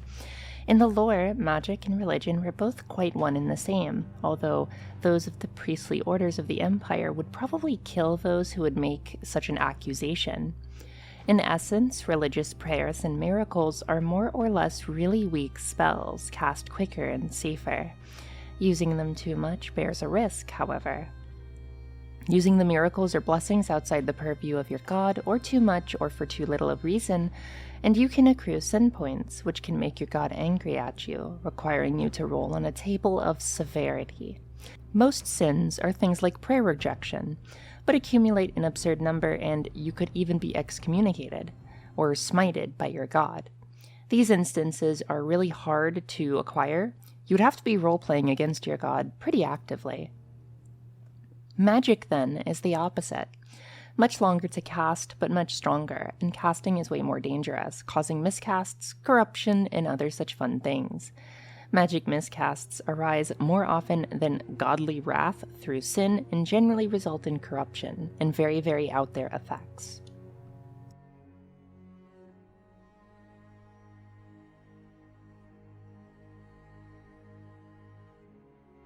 The Warhammer world, despite the constant grimdark elements and attempts to be low fantasy in certain situations, is indeed a magical world.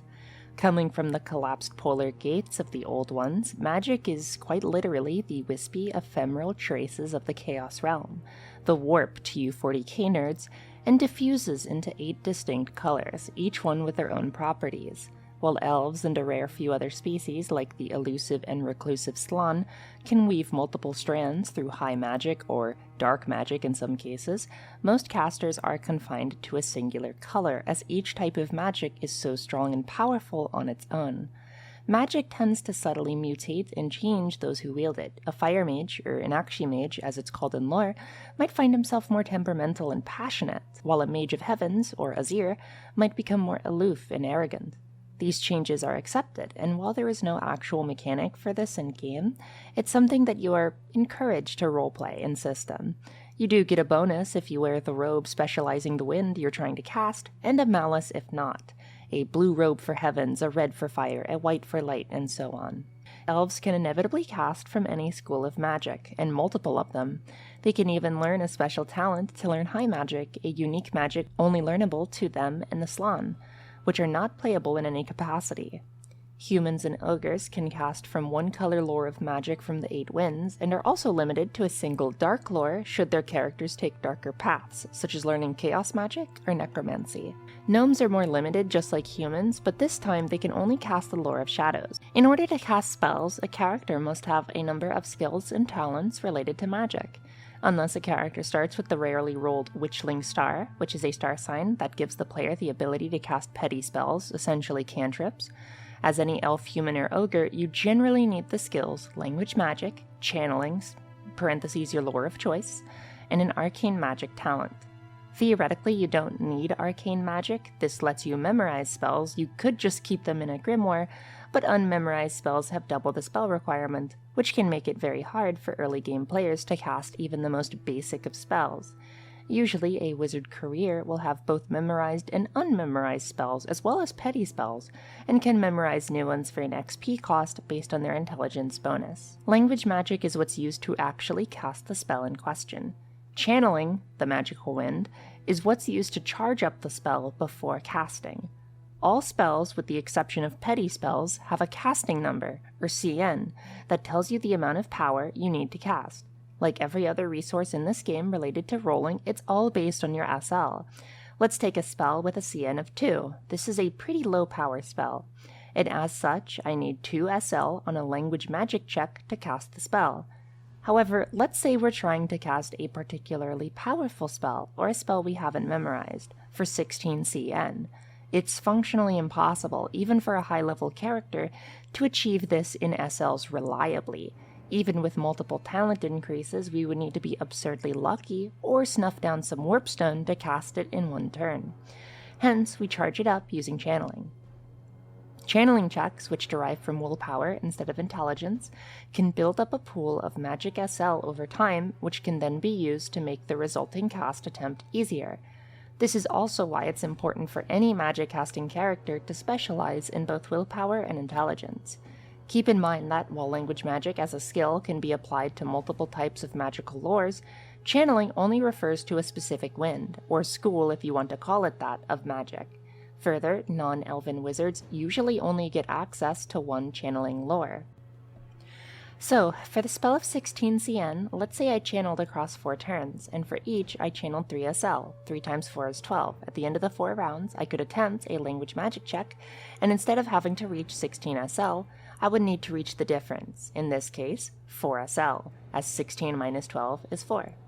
Another example, a spell with a CN of 8. I get a little unlucky and impressed for time, and channel only 2 SL. Thus, I would need an astounding success, a 6 SL on my language magic attempt. Certain homebrew rules, like critical channeling for instant casts, are what I potentially use to give channeling an extra dopamine factor for my players. Keep in mind, though, unlike other types of checks, you need channeling to charge up spells. Language magic cannot be used to charge up spells across multiple turns. Most of the time, a character can acquire these talents and things as a part of a magic casting career. Humans can access unique wizard variants, and even a dark magic using variant, such as the witch, while elves can access the generic wizard career alongside the mage and mage priest careers. To learn extra lores, or if you aren't a casting career, you would need to use endeavor periods via unusual learning, meeting up with trainers to train up your skills, and relevant talents of choice that are outside your career. Of course, not being a legal wizard career also means that you must find someone to forge a license for you, or hide your magic use from greater society. Of course, this is all in the face of the penalty of death. Yes, you heard that right. Playing as an unregistered wizard or witch can get you killed in roleplay scenarios. The Empire has basically a gilded cage system for its wizards, built off how the Elves do it. Essentially, you're given all what you need if you join up with the college, and in most cases, not even a witch hunter will kill you wholesale. They'll usually give you a rather firm, join the colleges or I'll kill you. Although some witch hunter orders/individuals do like to play it safe and just burn the witch in question. It's important to keep this in mind as both a player and as a GM. Like many systems, a lot of players want to run Wizard as their first character, at least with players I have met, and it's generally pertinent to mention things like this, so your player doesn't inadvertently die to such things. Just like other TTRPGs, the magic casters are your most complex of characters, and as such are not for the faint of heart. Having unwary players encounter the nicer witch hunters, or perhaps a magister vigilant, may also be an excellent way for a witch character to transition to a wizard career, should they want to change from being a rogue to an academic. Keep in mind, witch and wizard aren't a gender thing. A witch is simply the name for an unrecognized magic user, although most witches accidentally use dar, or dark magic, because they have no idea how to properly use magic in a standard, codified fashion. It's important for me here to give you a brief on the difference between dar, or dark magic, and the other types. Dar is a type of magic in which a user forces the latent winds of magic to bend to their will. It can be used interchangeably between lores via channeling dar, apart from high magic. A witch specializing in witchcraft could use channeling dar to cast spells from an Akshi book she found, but not channeling witchcraft. Well, that's how I rule it, at least. In lore, dar is the character using their will to force magic to what they need it to be. This latently corrupts the land around the user and attracts the forces of chaos. This is why using magic without standardization is so dangerous and illegal. The funny witch down the road, who cured your cow, was actually using dar to force the cow back to life, and has inadvertently attracted dark powers. She became a chaos spawn and murdered the entire village, which spread into another town, and now all these people are dead and or mutated as well. It's much, much safer to simply burn the witch. It is not a fact of GMs being mean to players, but more the fact that the world is predicated on magic use being highly common but also dangerous, and as such, the standards and stigmas for magic are harsh. Even characters not accustomed to magic or fighting against it would be superstitious and wary of magic users, at least until they get to know them first. This is something I readily encourage with my players, as it's a part of the world around them. Perhaps you can run a wizard who seeks to change the worldview of magic, and it's that character's prerogative to do so if they wish, but it's important to temper expectation with reality.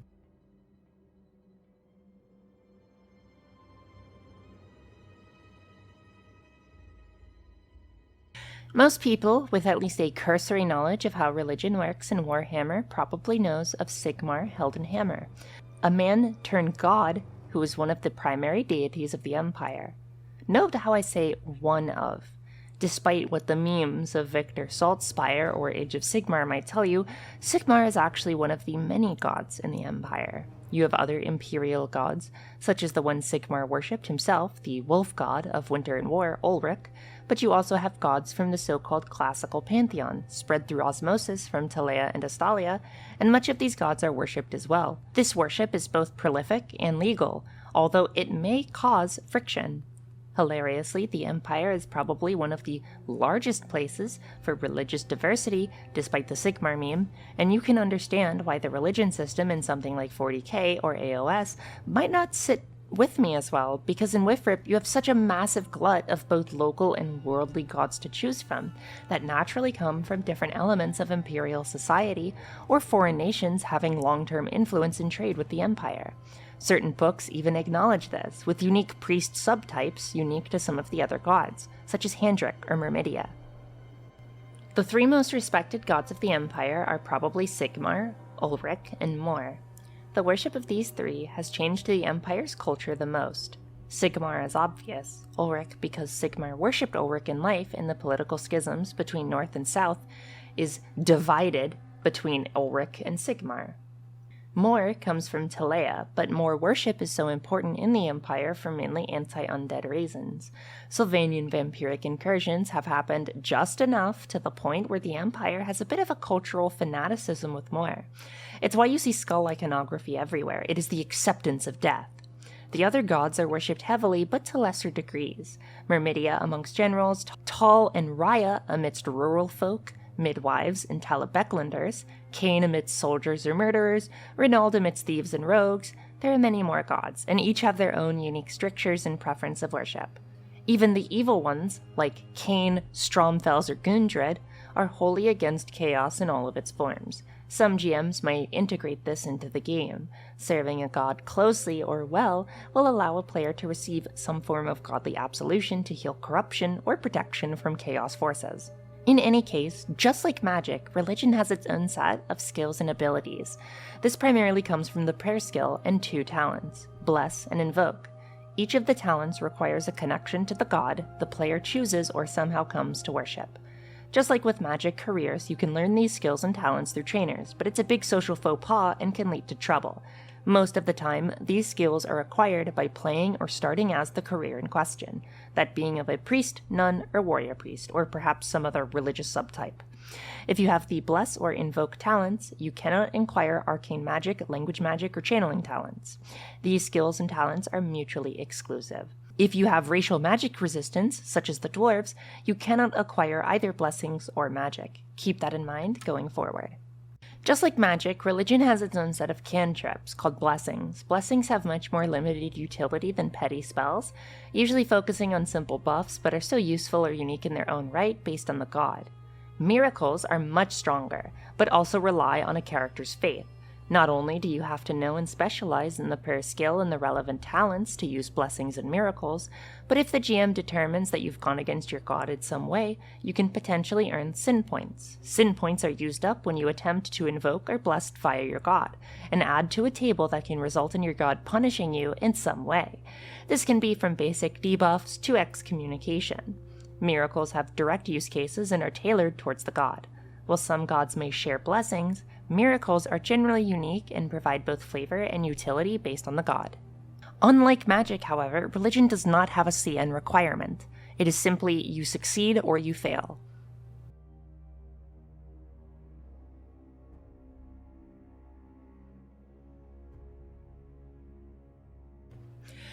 Such a lovely topic. The ruinous powers accessing the world through collapsing polar gates are essentially primal gods of anti-reality that seek nothing more than to make more of itself.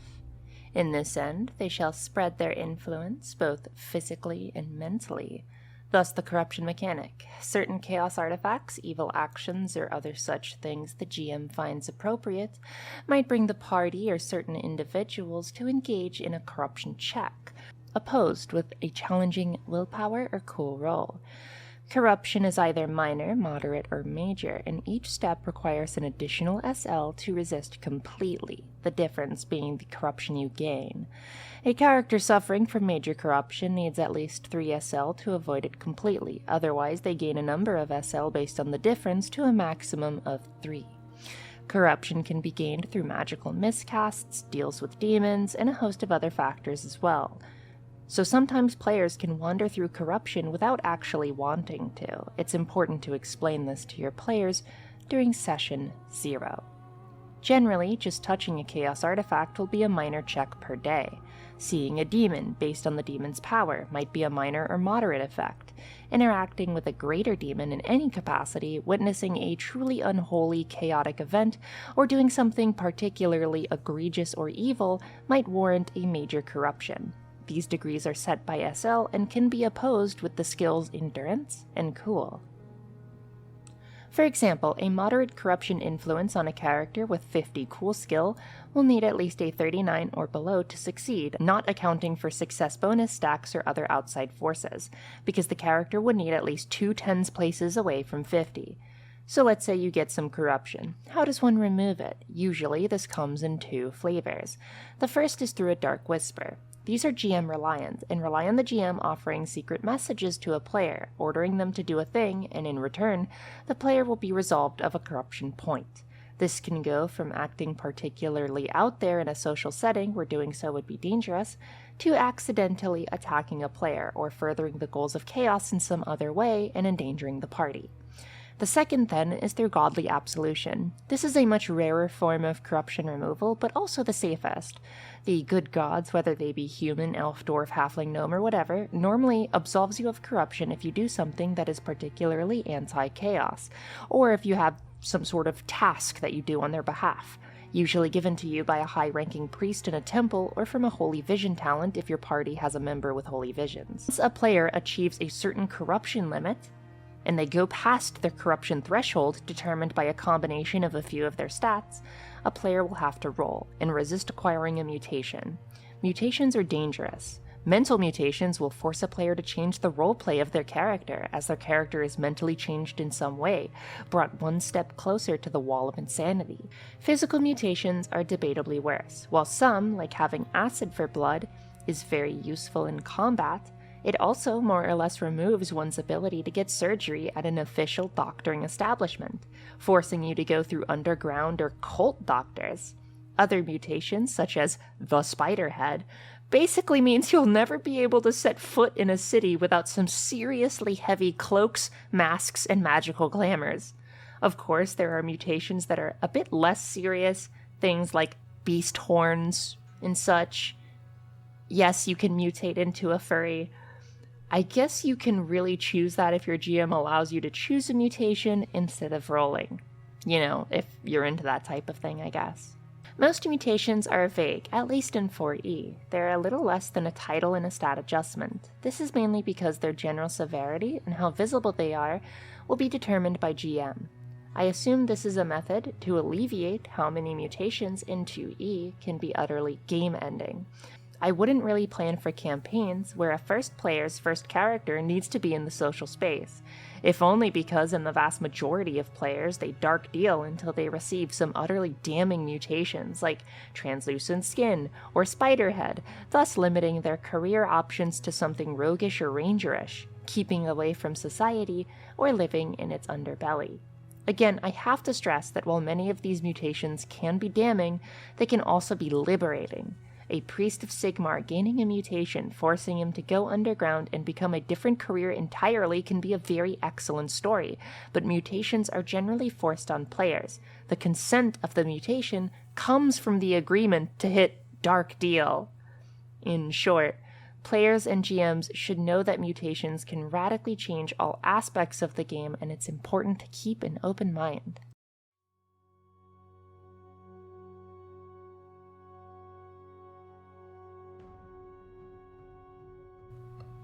Diseases can be contracted through a myriad of ways. Just like corruption, disease can be resisted in certain cases and can be given through combat or interactivity with a diseased source. There are a number of diseases that display symptoms, ranging from a general feeling of malaise to full-blown Far Cry 2 malaria shakes. Most of these diseases are rather innocuous or can be treated with healing in time, but the problem with disease comes primarily from a lack of that character's knowledge of that disease. Just properly getting diagnosed and having to guesstimate based on your symptoms can be a nightmare in a place like the Empire, given their high superstition and lack of medical knowledge. Lore medicine and lore disease, two lore skills you'd find most in an academic class, are very much needed here. Some symptoms can be rolled, so two different diseases might have the exact same symptoms at one time. Diseases also have incubation times, where no symptoms appear, to an actual time, where symptoms shall last and progressively get worse. I will say I haven't used diseases too much, but they are something to keep in mind. For more hardcore games, disease would be another excellent piece of kit to use in your arsenal as a GM. Minor infections, which are also diseases, can be contracted from critical wounds, failed heal checks, and the like, and these are the majority I have encountered, although Black Plague is another choice disease I have encountered that can utterly kill a player if it doesn't get treated quickly.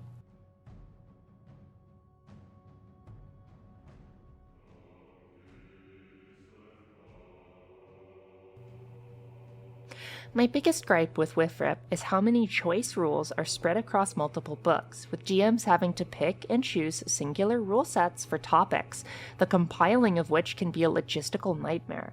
Using something like HammerGen is a great source, but it's still not entirely perfect. This organization leads into the problem, which is a lack of universal design philosophy in system. It feels in many cases each of the books were written independent of each other. I know writing for Warhammer Fantasy is very difficult, but when you have entire books that have to be errataed because of some egregious balance quality, due to the fact that the writer for Archives 3 wasn't super familiar with how currency works, then there's a definite problem. When channeling rules are rewritten on 2 separate occasions and erratas are rushed out to delete new rewrites, a problem exists. Especially because of Cubicle 7's many projects, I wouldn't be surprised if they have like one guy working on 6 things. The WIFRIP system and its ideas are enough to get me and a lot of those like me into the door and playing with the system proper, but breakdown does begin to occur when we talk about the deeper particulars of certain systems. In that case, advantage, magic, enterprises, and economy, and in almost all of those instances, I had to engage with homebrew to make the system feel correct. The writers for 4th edition also have a strange aversion to allowing the party to be evil chaos worshippers. With the brief exception for Sea of Claws, when you accumulate enough mental corruption, your character falls to chaos and you have to make a new guy. Well, what if I want to be an insane chaos character? What if I want to play as a Norscan who has utterly fallen and wants to join up with Archaon's Black Crusade? I also have to homebrew a good amount of stuff in, like certain marks of chaos, sneak attacks, and more. Hence why I advocate the use of Nations of Mankind, promoting content that gives the player agency rather than take it away. The advantage system in the core book, in my opinion, is awful. It's much better to use the advantage system in Up in Arms, but instead have it gated by the character's initiative bonus, meaning that if you build right, you can capitalize on some insane action economy, but even if you don't build something, you can still get something out of it. Again, with the idea that I feel that some of these books were implemented without an in-system universal design philosophy, or one that wasn't thought out very far. Brings me back to the idea that in certain areas the system was rushed hardcore. The Dwarf book, when it first came out, was egregiously bad in this department. Typing errors, no real interesting origins, and a number of lore errors as well. It's rather hilarious, and it's clear it wasn't given a much-needed second or third pass.